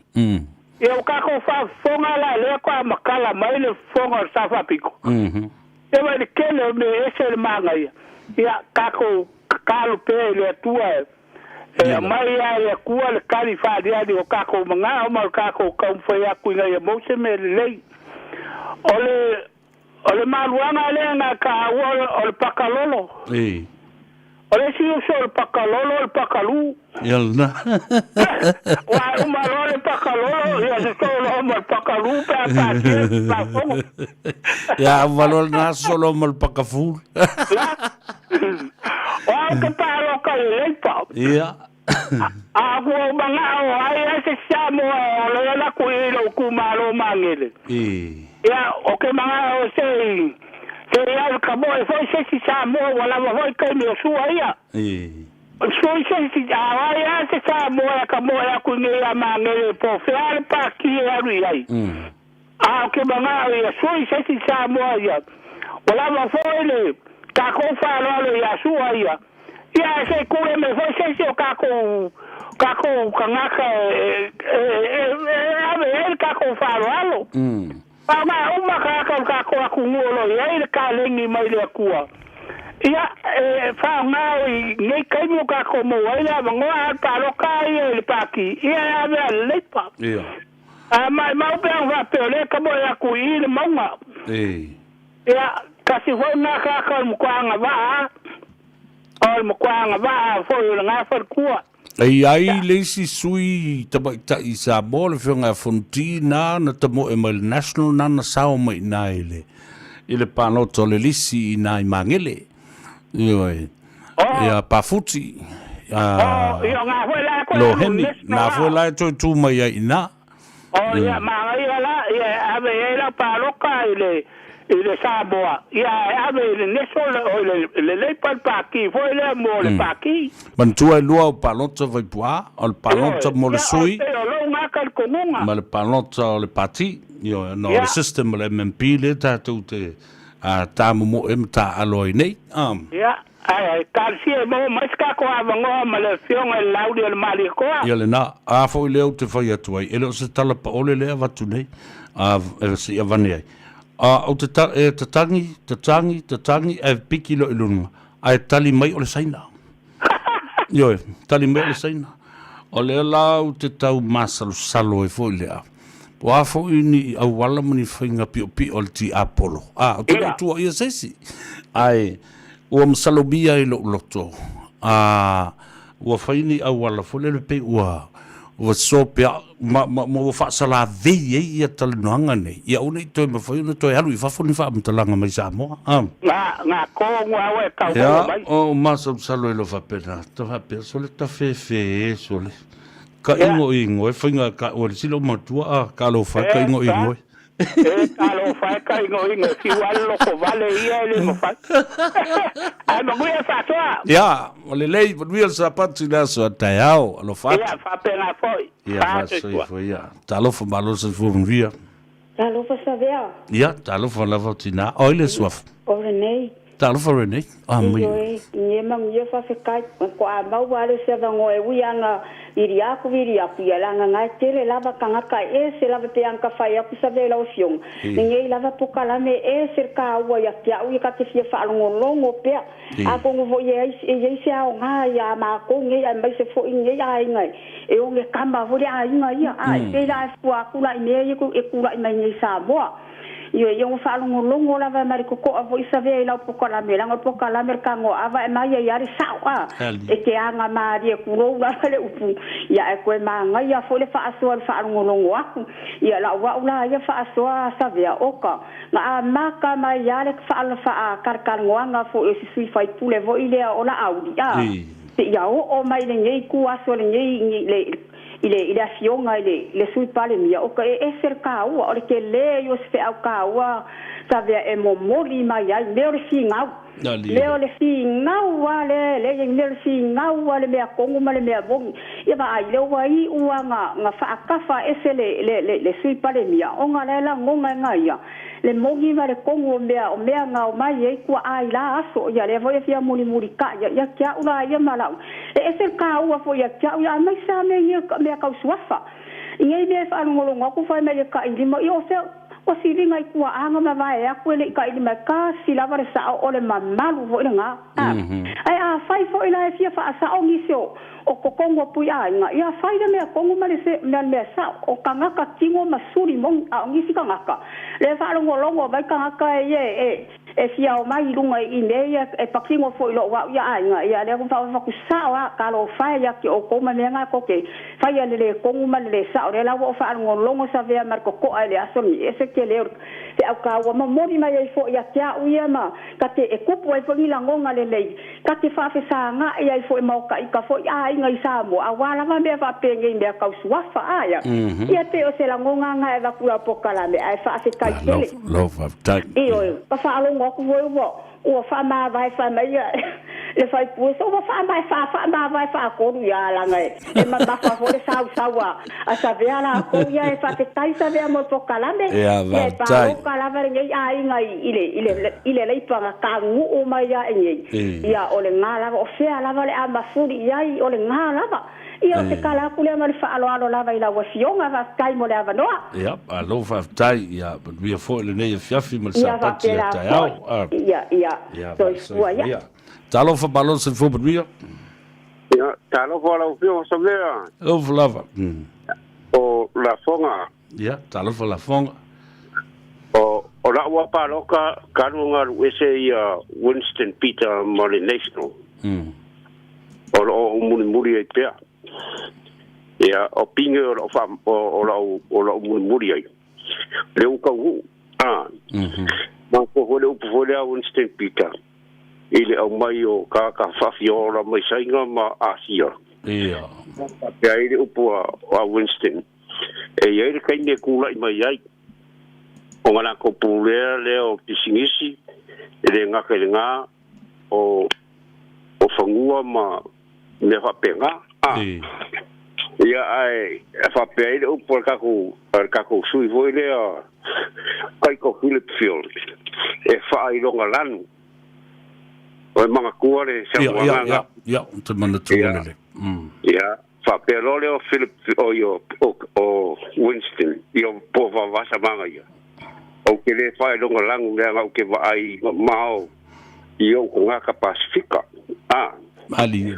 O resi ku sa kuri whaambaile o kako kangaka. Mga kua le upo pira le ngawhai ia le National Party. E o kangaka so i fua nga whaia ele kua. Ai le o ngimangu. Ia e whapea ngā le ponga i olo uaru ese moro ke i mea i wa o mai le National. Ia kako wa ai mamao ko ala ia i kulanga ia. E koe ali mai dawa. Mali. E koe kulai mai foi. Ia o lau ale paloka i le sunga i awa wasa. Ia e aveala o paloka paki ia i le leipa. E pau ale mistake e kasi o le leipa sa fai. Inga ua lako ave esea le pulenga ale yungi mai kanga finga lunga pe yo inga de sa pa yesi vai kele ya ala pa kai ke lava Savea il kako por kalami e sa oi ele moer ki apolo de ngode sele le ayar kala ko le la o kali mai sai ngai Era matana feulo mai afir kala. Era amatana feulo mai afir kala. Ai no se fa con un mai kai mai kapa ko kai ta. Ya lele tai lele. Tato feulo pea. Ya ai a fai mo se ava o la ngale la o ya mo mori ko lo fa ngai. Sungai ala au le mariko.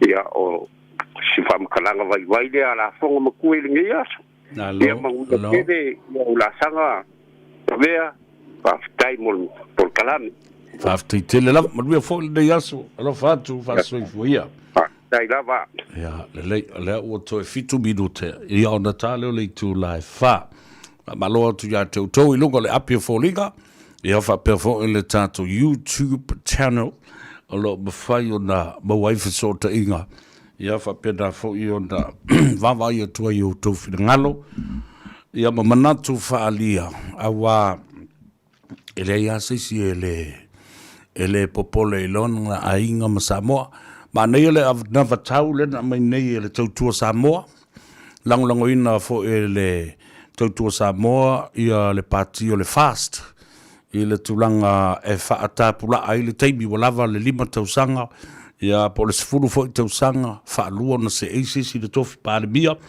ia o na tu atu fo i le eisesi tangata ia al whaare velave o menei wha porukiki a oa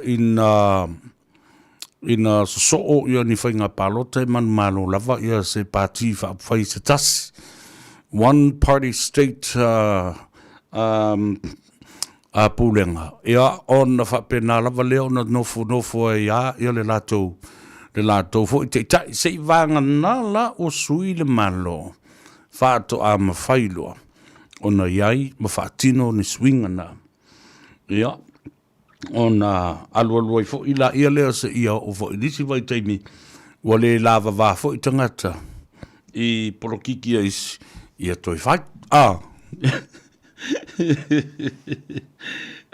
Talofa malo se fo via. Se fo manuia le to fai lo fiong Savea. Ia. Olofa. Lofa. Ia, saudoia. Ele ai a foi mana i foi fo kalame nei aso malau dua talanoanga i sa o pea o pu e masani le asia. Se po ele au a Savea. Ia, mali la.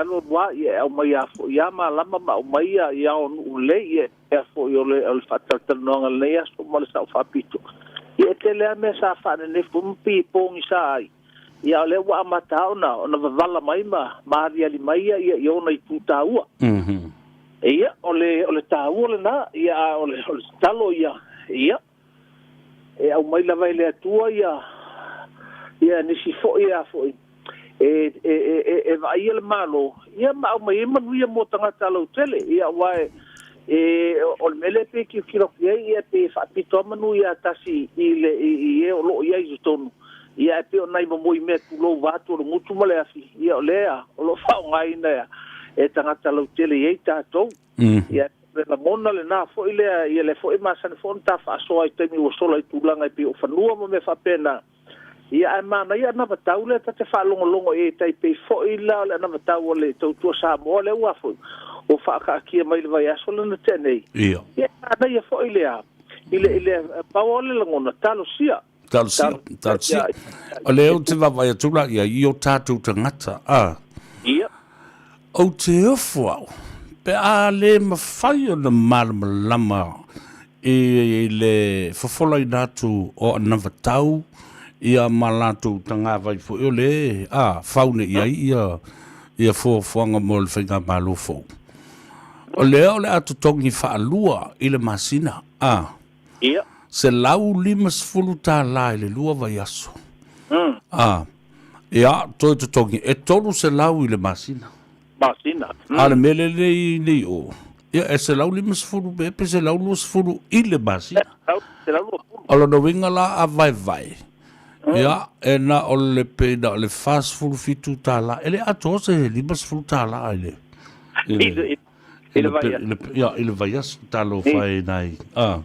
Ia pe o vai ua na fo ile pe Savea fo le. O Savea o to fo ia ko tala ngona fo ia ile fo ile tulanga fo ile o pule ia tu ia Samoa.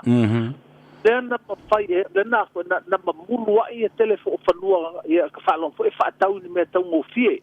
O le fo la ia la o kilo o Savea. E to o fo ia pe afatea. E fa tu mau pe ona ia le ila tau ia le malo ia matula I mai lola sainga kulanga lea o ko o fo la lo tatou lea ile tulanga lea ai o le talo ia talo sia ia ese string o le si vai nga fo ile Savea bo aka kilo fo ka time fo fa nga palo ta o Samoa ia e mamulu alea e se tia lava le to fa fo ma fa utanga se lima se funka la petse la ka la va tolea ele suita ale la fai le vai solo la fa nga solo la o fai a mal mala mai la lo le ao te o le la il tu fanga le te lima se funka la e fai lo pepa sa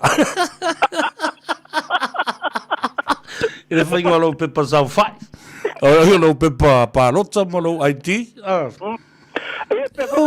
solita vive ia fa tu tali mai fa mai o le vaenga le o le stimulus package o le tufa fa ali fa pe o le te limas fulta la ia o le fesili la o le fesili Savea ia e pa tia le limas fulta la no tausila ai ngai se vai aso langa foi la wa fa popo ba e to fuale a inga le fa pela to lima to a inga te sfulu valu ma to sang e o lusu tas e on fa ile le mele na no vinga molto lu se la lima sfultala o ko kaile na ile va io ista ngato se tu fa to si de tele ale na be ia o le fa to si na e pe ole ku ka wa pe se la pe lima se la lo ngona ai fieta usanga la tula I mai ele no fo inga e lava la le luce la na por le luce la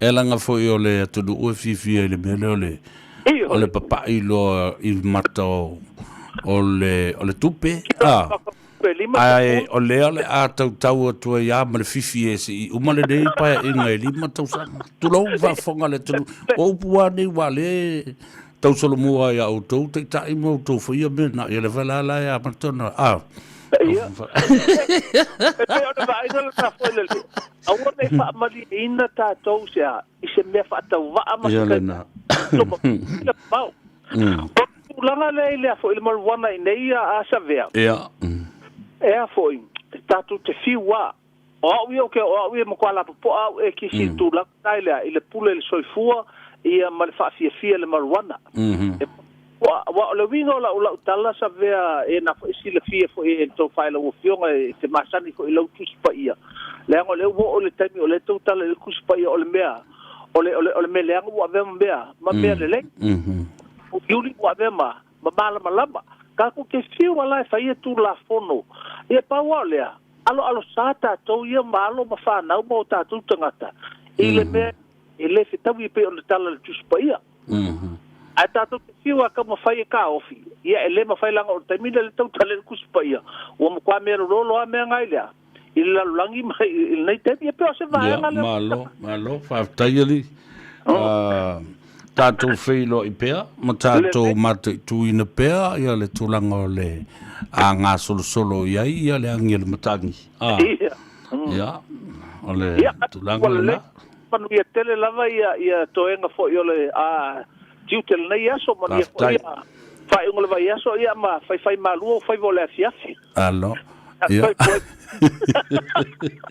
ia soifua ia fa soifua talo fa malo soifua ma real tato vala ubuli tato o ia vai foi se to se ili sisi ia vano talo fa no Savea talo love le sofa pa mo to lo ia talo fa mo to lo tai wa le wa mai o ka pai pu foi sa ole ele sa fa pito o sa va sa veo manga ele fa fonga ngale tunu nia so sa vea ia tai fitai ole faula vale nga mawalung nga ia fole nia so va me mo sa no mai sa mo fole nia ya lama tai pa so fole tunu pa ia malila ta vea ole e fa ma va nga male ta vali ese ole tui pa mio ia pia me sa fa pito wa ka kongo ta mai ai longa lo fa mongi le ia Samoa ai sei fa sao me si sei ia lo kong fa sao pa nia fa sao ho fenga malo ai sei turai me sei si malo fo wa wane ta ko kungo mo ko so fo na lira ele ka kong ho ia sao le le maua ale fa tu ele tu sa mo tasi wa o faiti vale tonu wa kwa telling o ia o ia lo nganga o ia foi le tau leia le ngata le o ia ya tanga kamtua ya meche o kumalo mangu umale aing isa nganga le sunga le di par mia wa ko foi so fo ya ka ko lama ka u ngipso ka inga Savea e mo wa ia la ngonga leo le tunu wa wale lumangai manguia o upo le tunu ke minyai fa wale lumangai manguia sa mo pe o upu masang malila o le tai fo imaronga ko tai makua wa emo le wila le ke minyai sa vea ele waka la fasia ai waka manguia makua monge la fia pa kia wa kula mai esa ili le la vea i mo sa mo o ke ka ko mo sa vea e ka ua ke le lo ma faule ingonge o le rama ro le fa ingoa ia la uri ma olo mbawe e wa kwa singa kala pu le vaenga le ma ko ho sa vea rama oro ma ro o isia ma ka wa lima ia fili ka vi ka ile adia le man ko la e lima ma o ma nge pa pu a e i o u an kula e malero longo winga o ra re ri ro ru ama ko ka ninga fa el kala ka vi ka ele ko flis ki sa ya ka o ke lo ya ka o fa le ko le ka mo le sa vi ka jeng ka ma ya ko vo le ma mo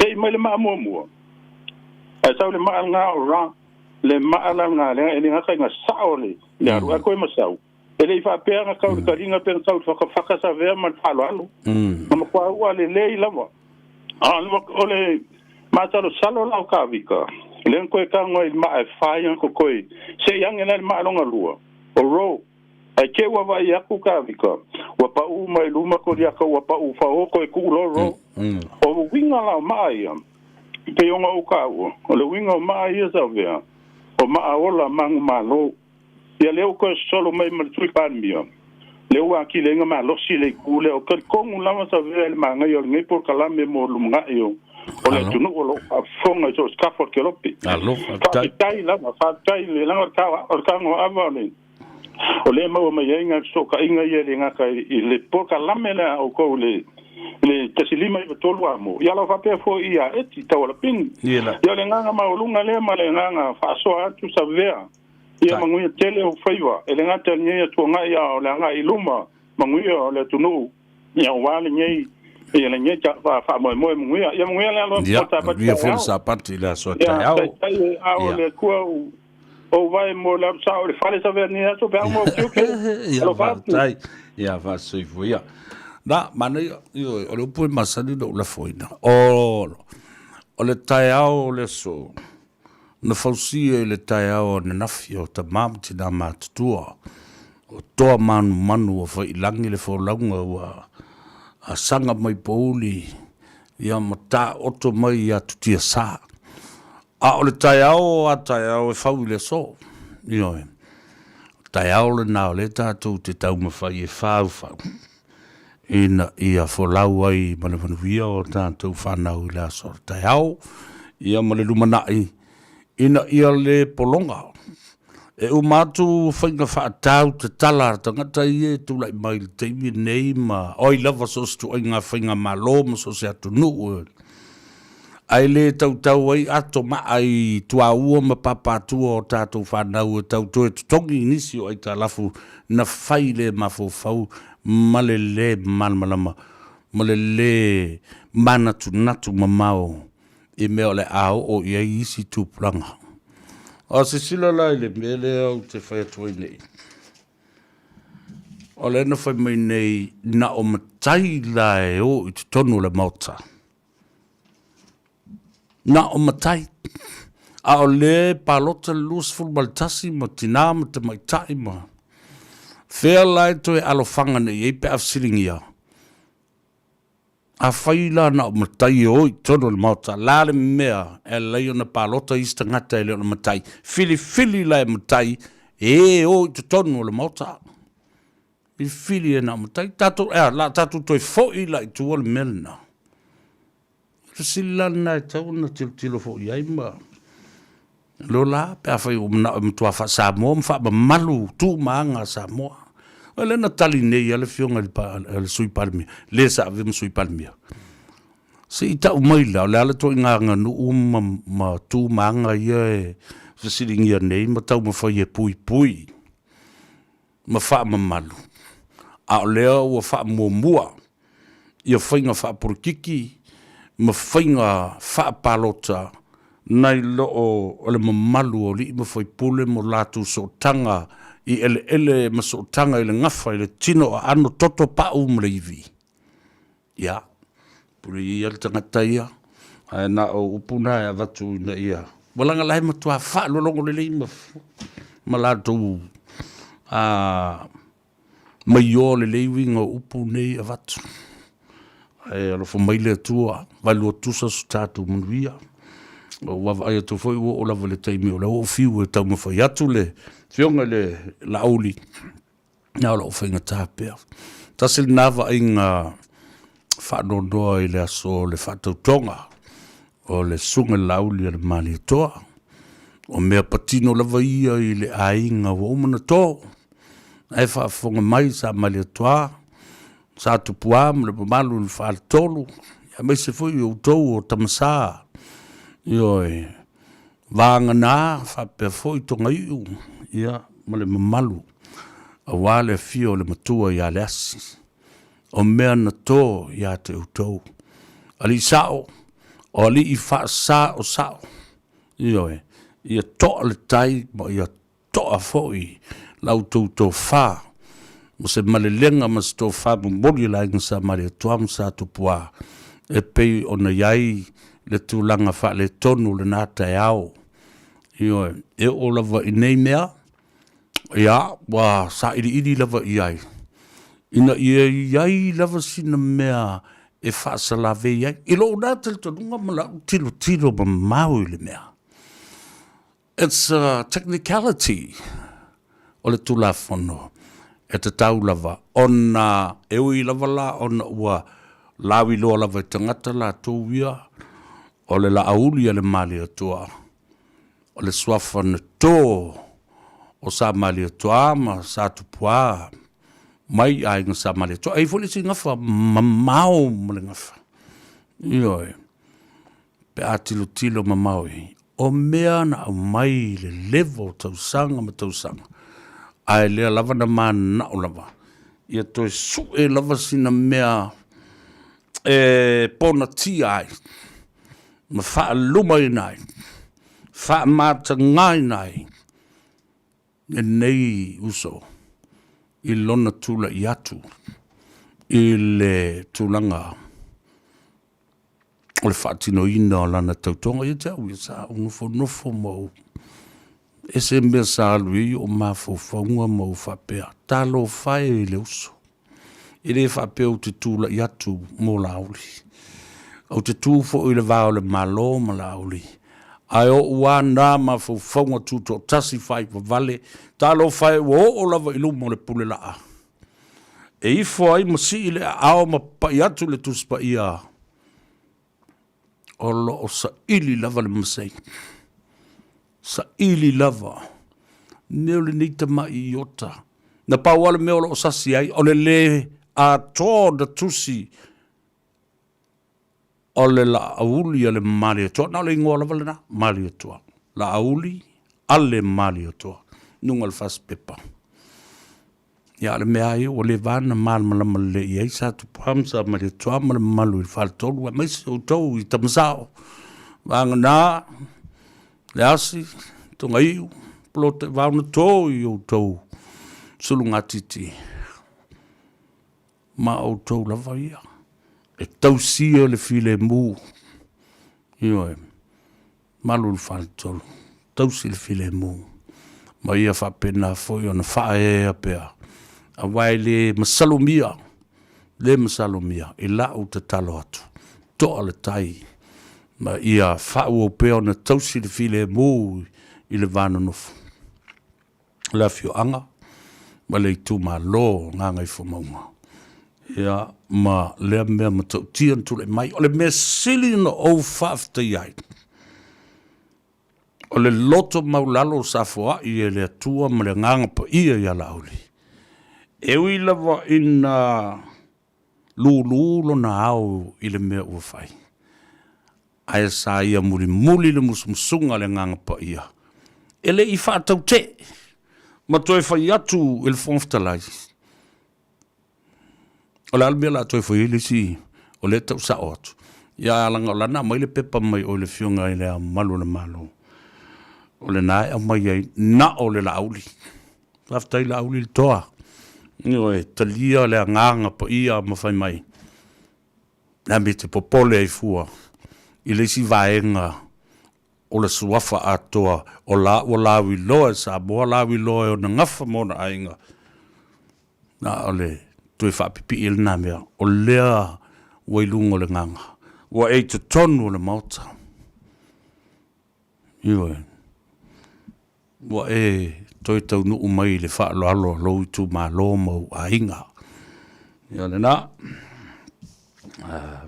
Ma lo sa mo ni vai aso mga ruenga le leisa u tau fitai tunga iai. So se tiute, so se tofi, so se mea lava.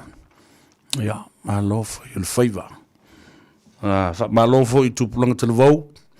Wa le au te vavai atu o le atu o le aonga le vai aso fau. Ia, e o fo i le taimi e. Toi se fau tuanga awa o le atu mutumu fale mo le saunga le mu le fale o tamaiti. Ia, awane i tu au lafo. Ile tia io na o tamaiti le fale ia e o fo i so ele me fa eu to vai. Te le taimi o lo pisi pel fa mai. Io e. Pesi pel fa mai. Tato fai tete pe iai. E ma ai nai activities fo lele. E tuli ai le taimi e fa wai ma fa ta aloai ma fai to nga ngai oinga. Na ia awane i board le tamatiti ma le fio no fo le fale. Joey tatawili ili ta alo fo lava. Sharon Manefa Inga, talo fo e te tu fine, le fo tu le fai au i California, o te lea, pele, malo le, vafte tele lava, o liele moli spau, talo fa, malo le se fo mria, vafte yatu fa talo fatu i, no fionga le mutua faiva. Tulo wena, mareko, palea ma, mal faltua i pole fiong foi me na taua fal naunti stella ya fa per foi le malu lo tu fa lua ya ma ila to lo tau li le fala ya on o le fai foi na o le langi tau ma le langi malo fiel ne yaso in ya bo foi le on sai ma le fa pale le o se mea fingo fi ma le o se pa fai po se on a new to low le fa fonga le tunu o alu ia le ta le au ia fa pe foi le au ta o le tino le tangata ia no o e loto lava oe te fia la le la e silika o le tunu ia ono sa ia lava papale o foi te fa malo mai wal melna le ona le utu le lama ia na fi wale ta pulu ma fa lama a sa wale pala pala e le utu le lama. Le angole na we fatau te ele au. Ia. Ai, wha mai. Ia, awhai atu tufunga e whiula ma whaputa, Au te whaputa le teimi se, awa e puta ma le teimi se, ai tau ma le au lau manhawa. Ia na pare o sisi mea vātu whafu. Langa le whale lua e tia i oe. Ai, a whatu le puka mai puka, a whatu whapa e, Au le whapa e, ma whaputa le teimi se. Lino fua i talofa lava malolo se fua manuia, o lautala, tokuma. A talofa tina ia malau. O malau o le toe lau. Ia masiona ainga. Ina i mangele, ia ai ua le lei ala na wha Samoa. Ia ma ua talanoa wha Samoa ma fo ia na iona ainga. Talofa atu malau ia te oe, taloha niba. So tau ainga talofa lava. Ia, ma tufu i tātou i Samoa. Ko kiki a le eise ngu le eise songa kankapasa o Samoa. E ile ayo ni we, o le ayo Fiji, o le ayo o Elise, o le ayo to elau, o le ayo to valu. E te maua o mai ni we, o i tono Samoa. O le matua to tele.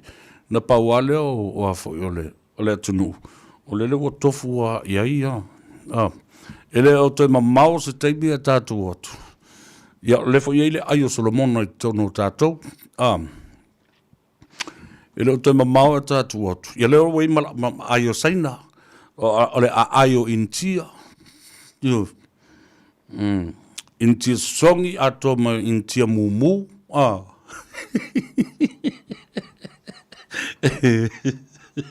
Ia, ala tātou tāle peselea, fo i mai, ia o nā, tala noa lea mo le teimu le muri le fionga, i lea loli ia ngalu mare mana, tangi ngalu mare mana, ia whapea fo ia le auwhinga luenga, le G-Mana Wholesale Autos o le tali o le ioe. Hatalo whātu i lau fionga i lea loli, ngalu mare mana, te nari tapunu u tautua, ia malfaltua ia puni puau, mui moe o lo manuia foi o lua ia ma nai o tātou ainga lo o whanongalonga mai i le so tautua le nei Savea le star male Tanoa Ava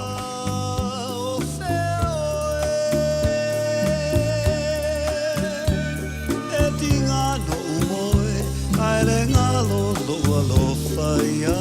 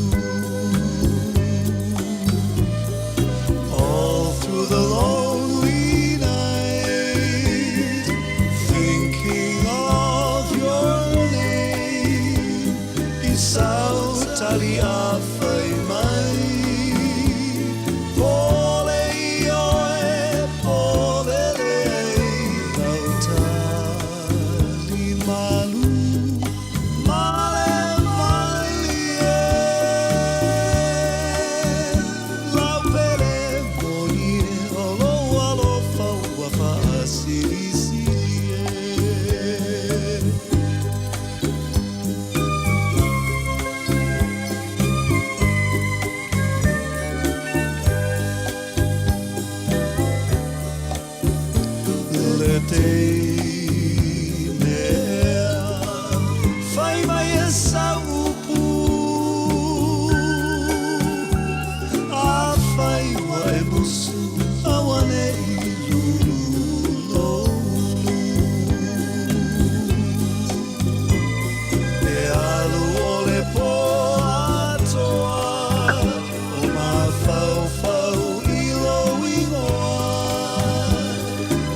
ole na whaatai whanana Jerome Gray le teine ea o whea ea oe I le nei fiafi ia ai to ai to nuu me lo fo I mo sao le fionga le lo lingal mana taingal mana ia whapea fo I le au nanga ma le tautua tal nanga whai ua tau lunga iai le so a lo le soifua mruia le fionga le lo lingal mana Ia, e pata lopa mpapero e fo I le ava mal pa alo I lau fionga Savea po lau fionga po I pesta ia me se foi le pa ponga tapua ia Samoa lo watu no pele le nei tu la le aso ia wo mai foi iu le o ngalwenga fai me se foi le tautua le tato nanga le nei vai aso ia fa pe foi la wo pionga Savea mo de foi fa malo mal fa tai malo se kon vi malo alo fa tai ia o le asa sila le au te lengo le nei aso ia male fa tino ina fo le o nanga le ji mana ba wa ka ape e po le amaka ngo fofola fala ole tulanga nei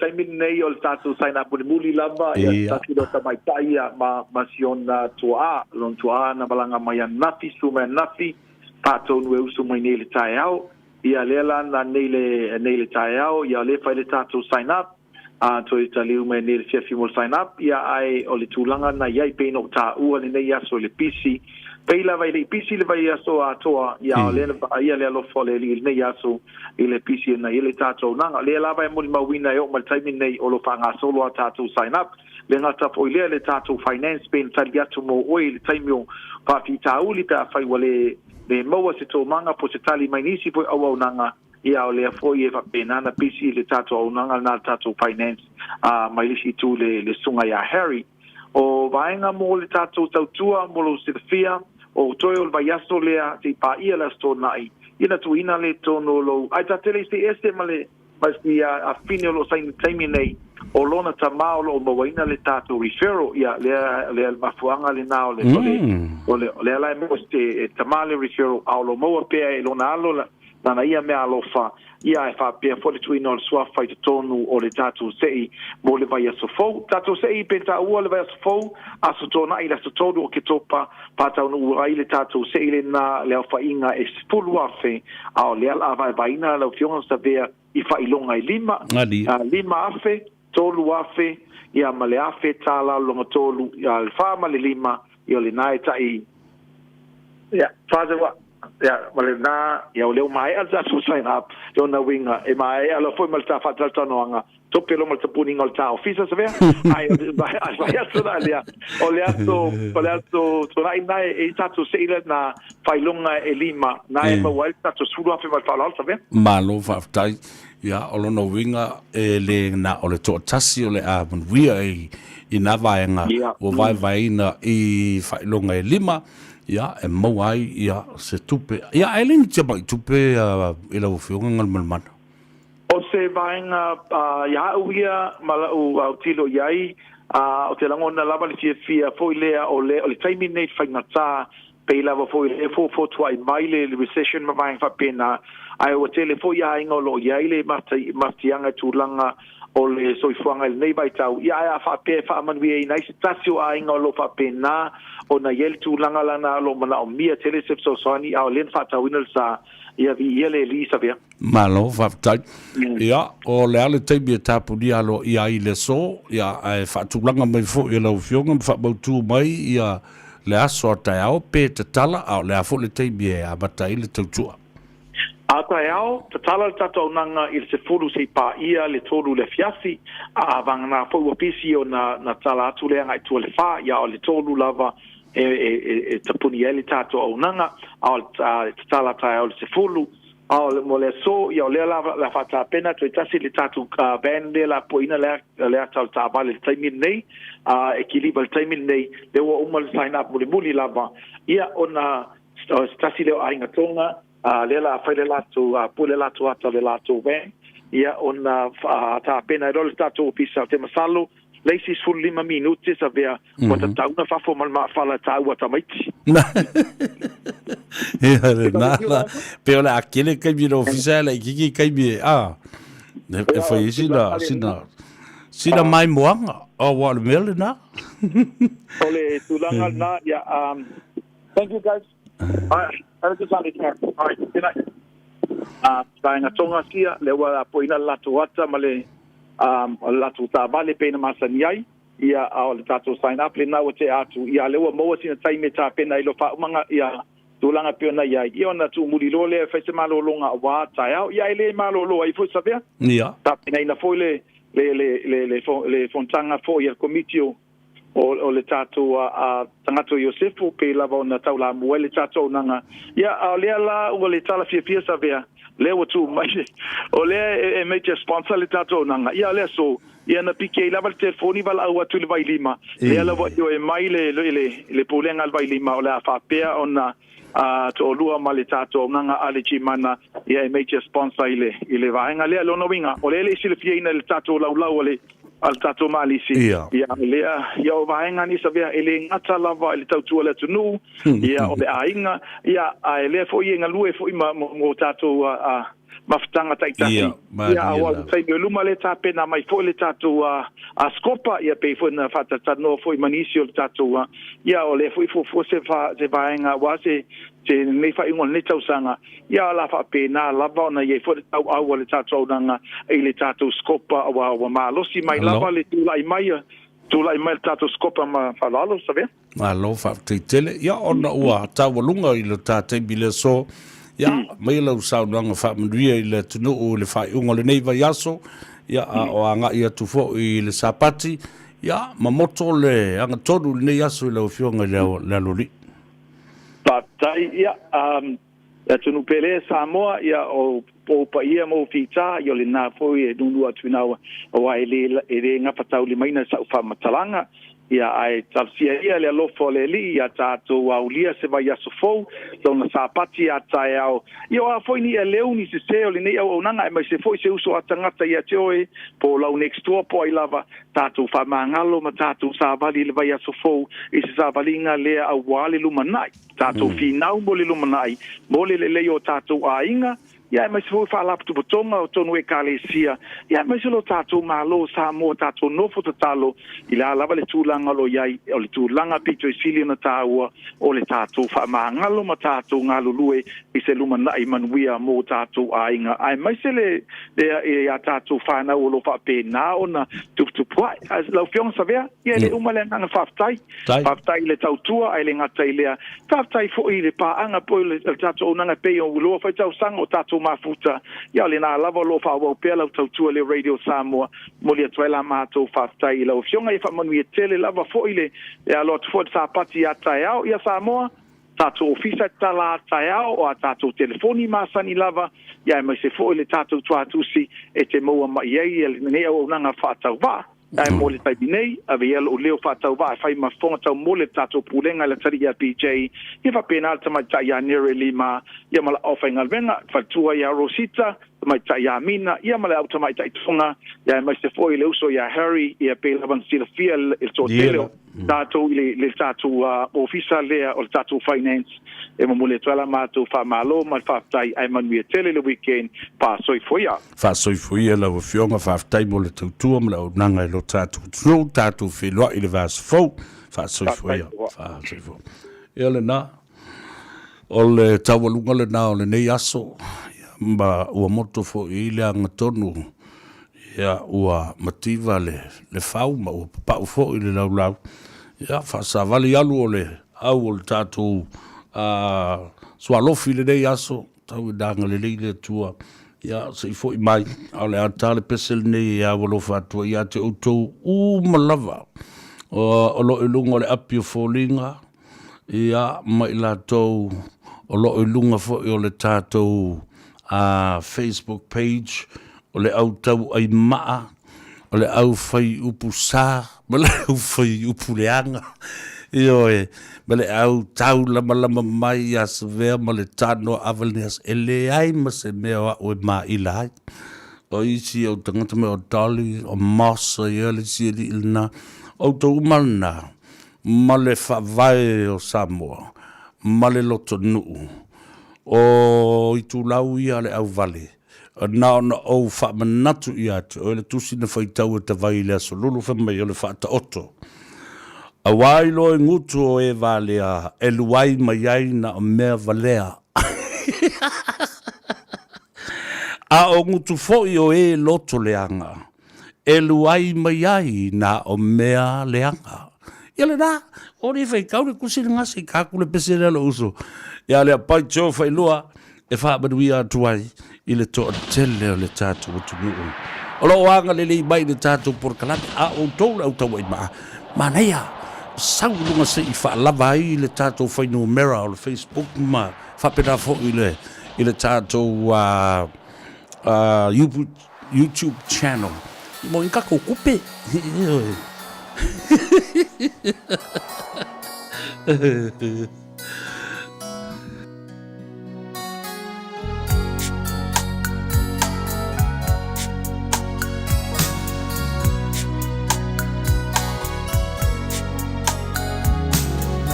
Ia tukua le mamalu i le langi I loa fo'i lo nata lu'uma o le mauma tu'ufua o torokota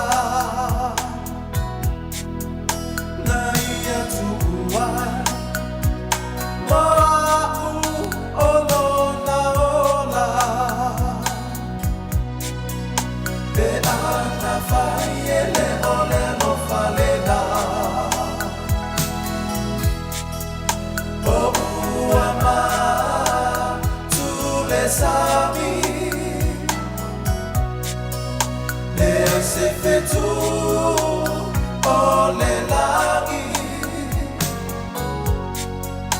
le ai se manu e fele le ai e ana fai e le ole lo falena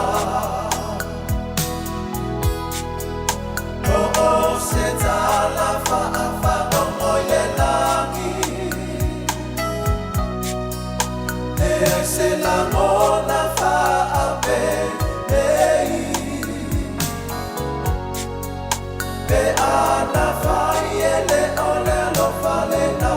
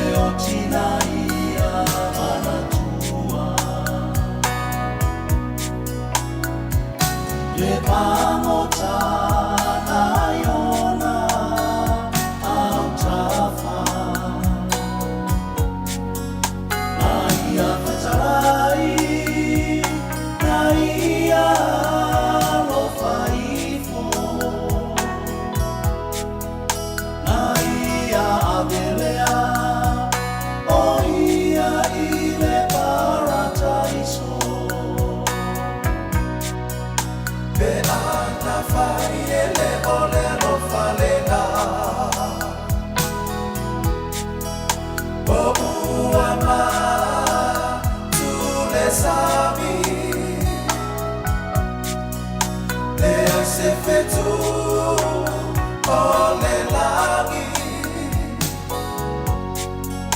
le ai se manu e fele le ai pe ana fai e le ole lo falena o se tala fa no le laghi se la mona fa a bei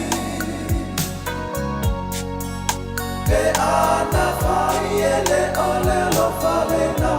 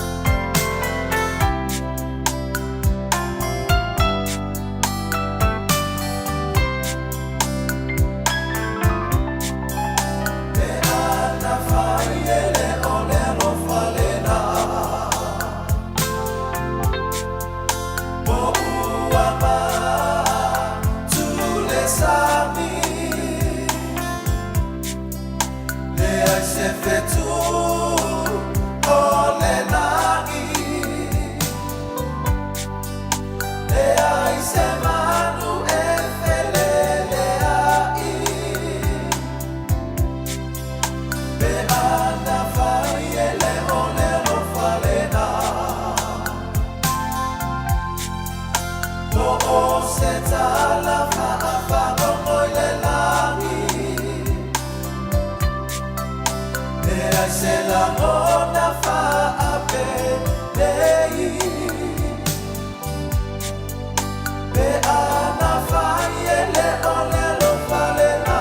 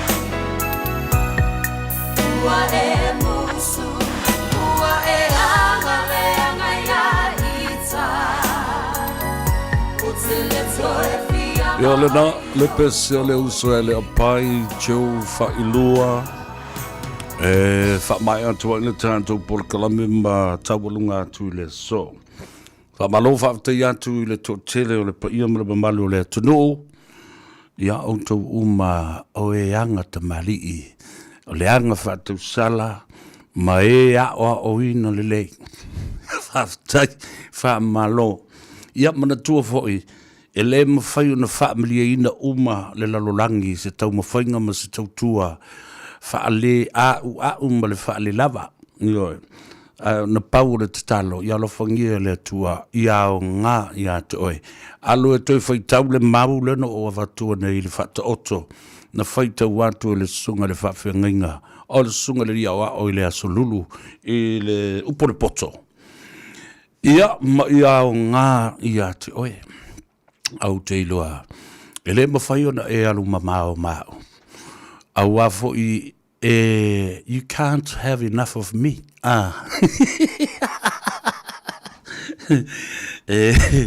Ele maria lau lot. Ele lava lau vaai, ele lava lau whaalongo, ele malie. Te mana o pēa tā te mafuta. O ele al tangata tau e. Ma e whai mai tala le si o anti volau. Whai mai. Ia, tu oi pēa le au tau oi maa ma le au tau whaaleanga la tau I o le mbeo le maa tongi lunga e pa o mai. E toi sau atu e le vea e altangata I lana maa. Ala whangia le tua. Ia, moa lo tau se fua la le lei. Ia, ma wha ua oi pēa. Ia, tau tua o te tofi ai o tau. I soo se matanga ruenga. Ia, ma soo se la. Ma soo se vaenga o le soifuanga le lei. O ala tua isa u tau tua. E le ngata I lo ainga, o le kalesia, ma le tautua ai tau malele o lo whai atu I atunu u mamao, ia wao tātu ainga, ma le atina e o le malo Samoa.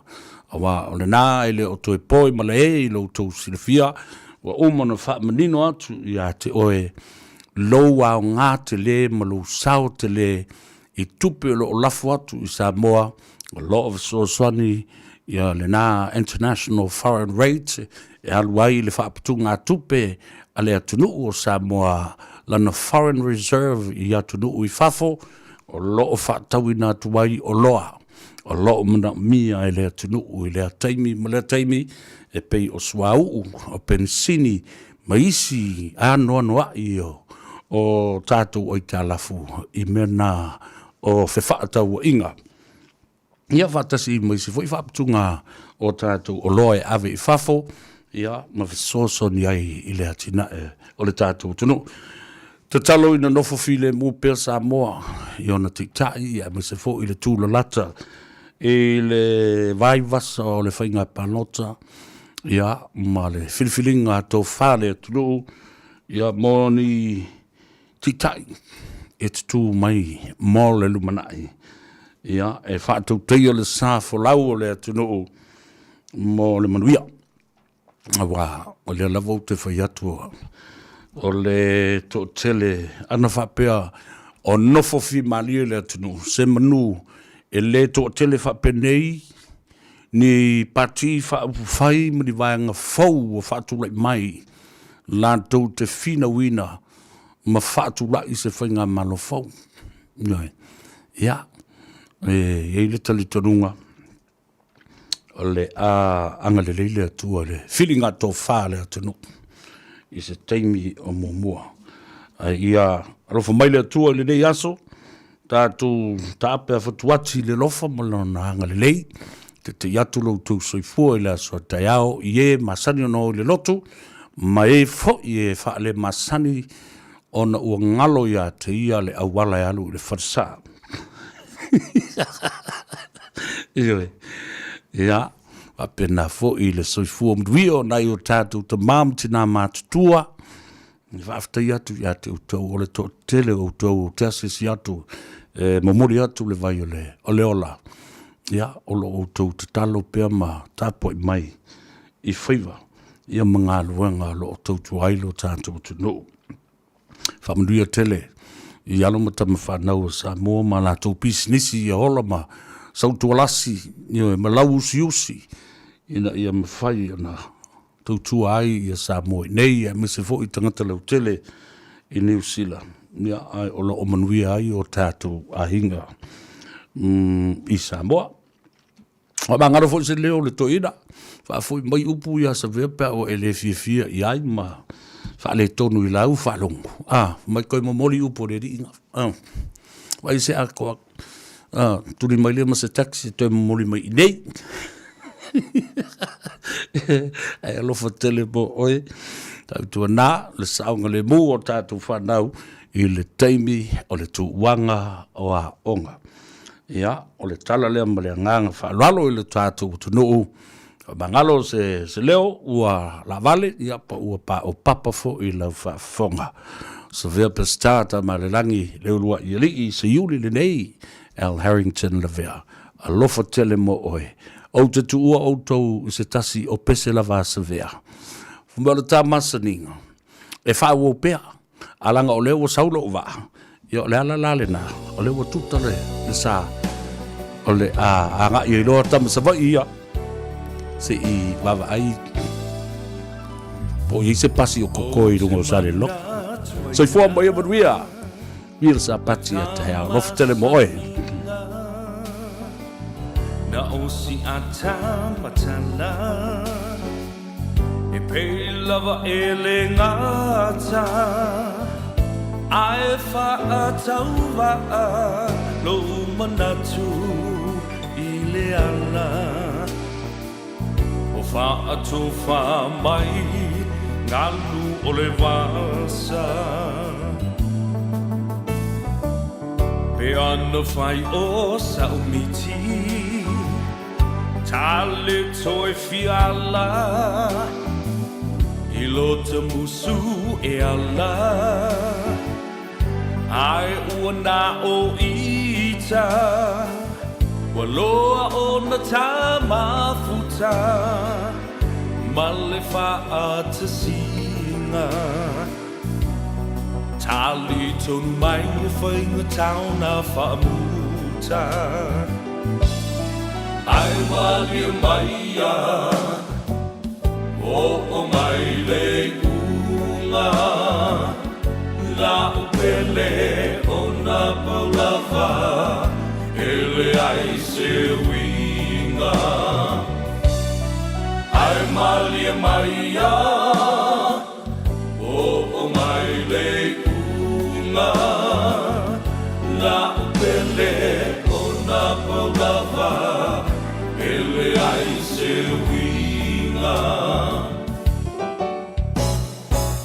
Ua te tau ona o alu Ua tu talo wa Te ngā i mai wa ai atu Ma teo pēr i manatu O langona umai la tā ua wa Ua whainga tā ona tēna Ai whaato wha mai whaso i whatu O te le tau whia Loi mata ua tāwhe Ua sili ai lava lea I le whatu ua tae Whai mai a e alofa i sa tasi Tu e whailo na manao Ai atoe fo i mai O lau mea tō tino Ai malia mai a O mai le unga La upele o na paulava Ele ai se winga Ai malia mai a O mai le unga La upele o na paulava Ele ai se winga Ai malia mai a O mai le unga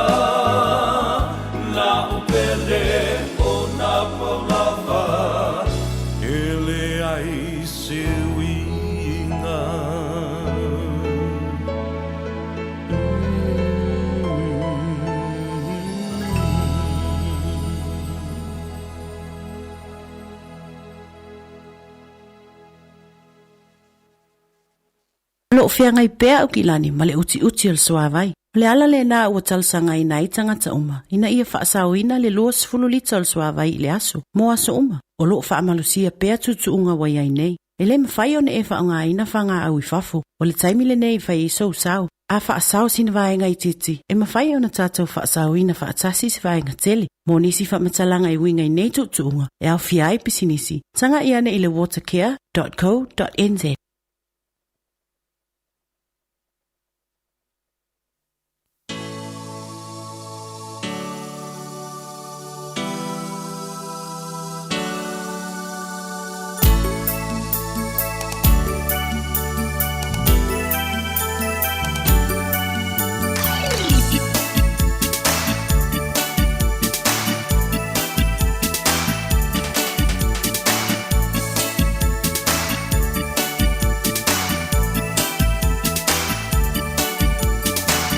Samoa loa tunu na wanganu o te umau o lapanu alanu lanu ava pe solungi a mai ave o la Samoa loa tunu o te le pangalo pe ilo patu e numera tasi ile va ai te paonga tenga solo mai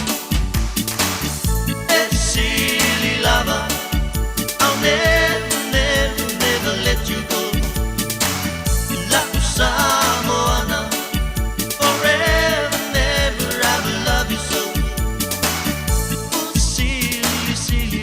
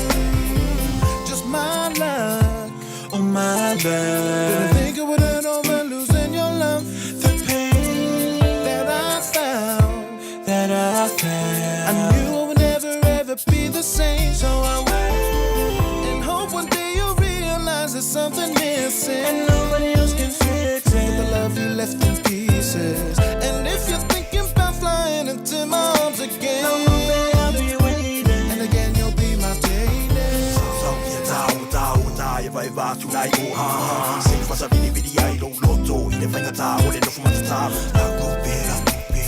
La upe ia toe fo I maia I le oiai o se lupe o mawhaia o na toe mo mua tuai o walofa A e alofa ia toe fo I maia Mo o mo o ngā wale e tau lau Na o roi mata ua wha sau sau I le nofu masia atu oi lo wau La upe awe O sa mai fo ringa o le kau O ke la oma o se ki mua kele e wha akari kari ai oi lo wau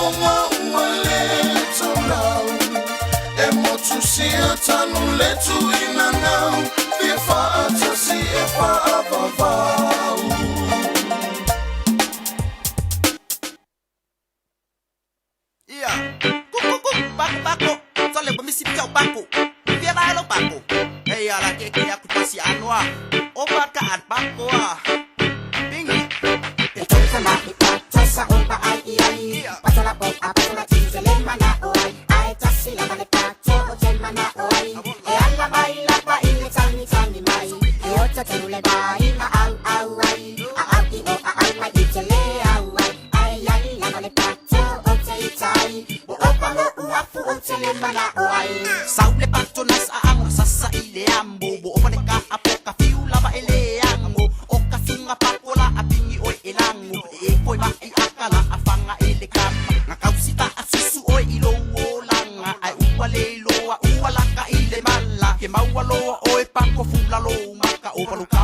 se e o malo kau lama lama soli ba mai ba ai su mai wa ale elangu so ingu miki mai ku lunga fasi balau pa fa u malu pa ko ha mo kalo fai le angu ang upop saba iyo o ipango me lele a nice pa ku alu ma abe ile fa le fa ki e mai lau ka ba kung se ku be i ka pa ko be lo lu ile ako e kolo ka ma ipako leo le kele o aso ai kasi singa ponga e masau wa pi e ano Sama ipato sa oba ai ai patala po apatala tizele mana oi ai tasi la vale pato hotel mana oi e alla mai la va ile tani tani mai e ota telule vai ma au ai o a mai tizele au ai ai la vale pato hotel tai o opa mo uafu hotel mana oi falongo de kala apa ko fe mai unga ye fi ile kama pa so ia se ulia ki manga oi poki oi de ma fa apinga unga winga susui mai le o si mea folingo le pakka fa se a e falongo mea fa de bo bolo wika kau ka pe abe e luka se o le kala ko le ma fa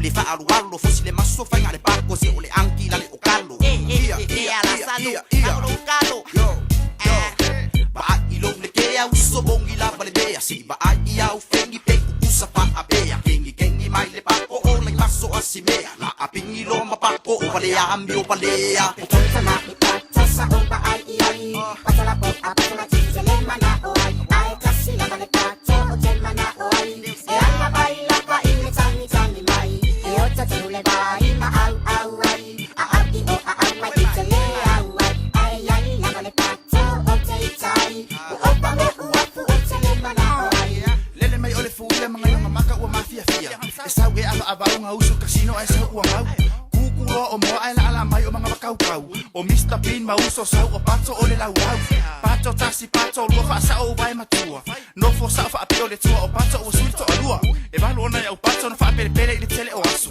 wa uma ona ai pato tu ai aura tapi a mai katu sama ipato sa oba ai patala po apatala tizele mana oi ai tasi la vale pato hotel mana oi e alla mai la va ile tani tani mai e ota telule vai ma au ai o a mai tizele au ai la vale pato hotel tai o opa mo uafu hotel mana oi yor kala le pako o ke lang or pako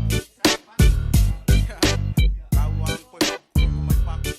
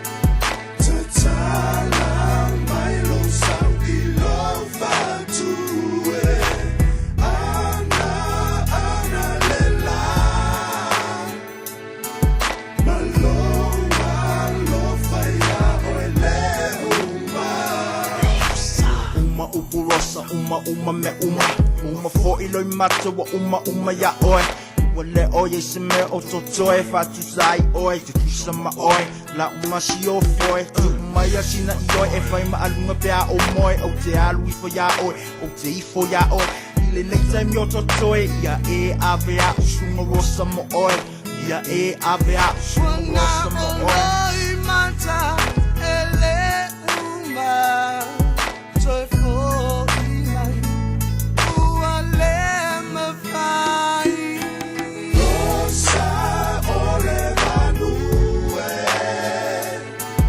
te tala mai lo sau ki lo fatue ana le la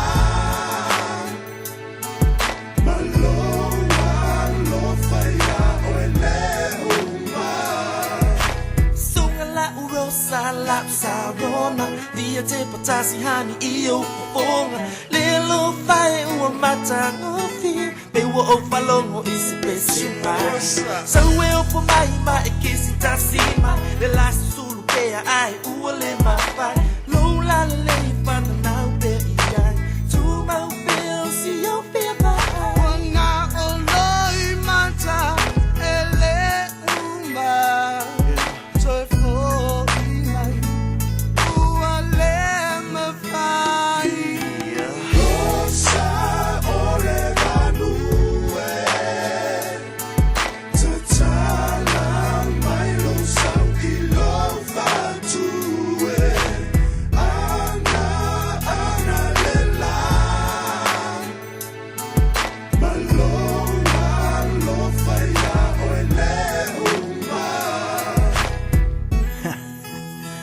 Sai me au ke songa kangi pa penga o mo fai fa la freaking out yai ya mo fafu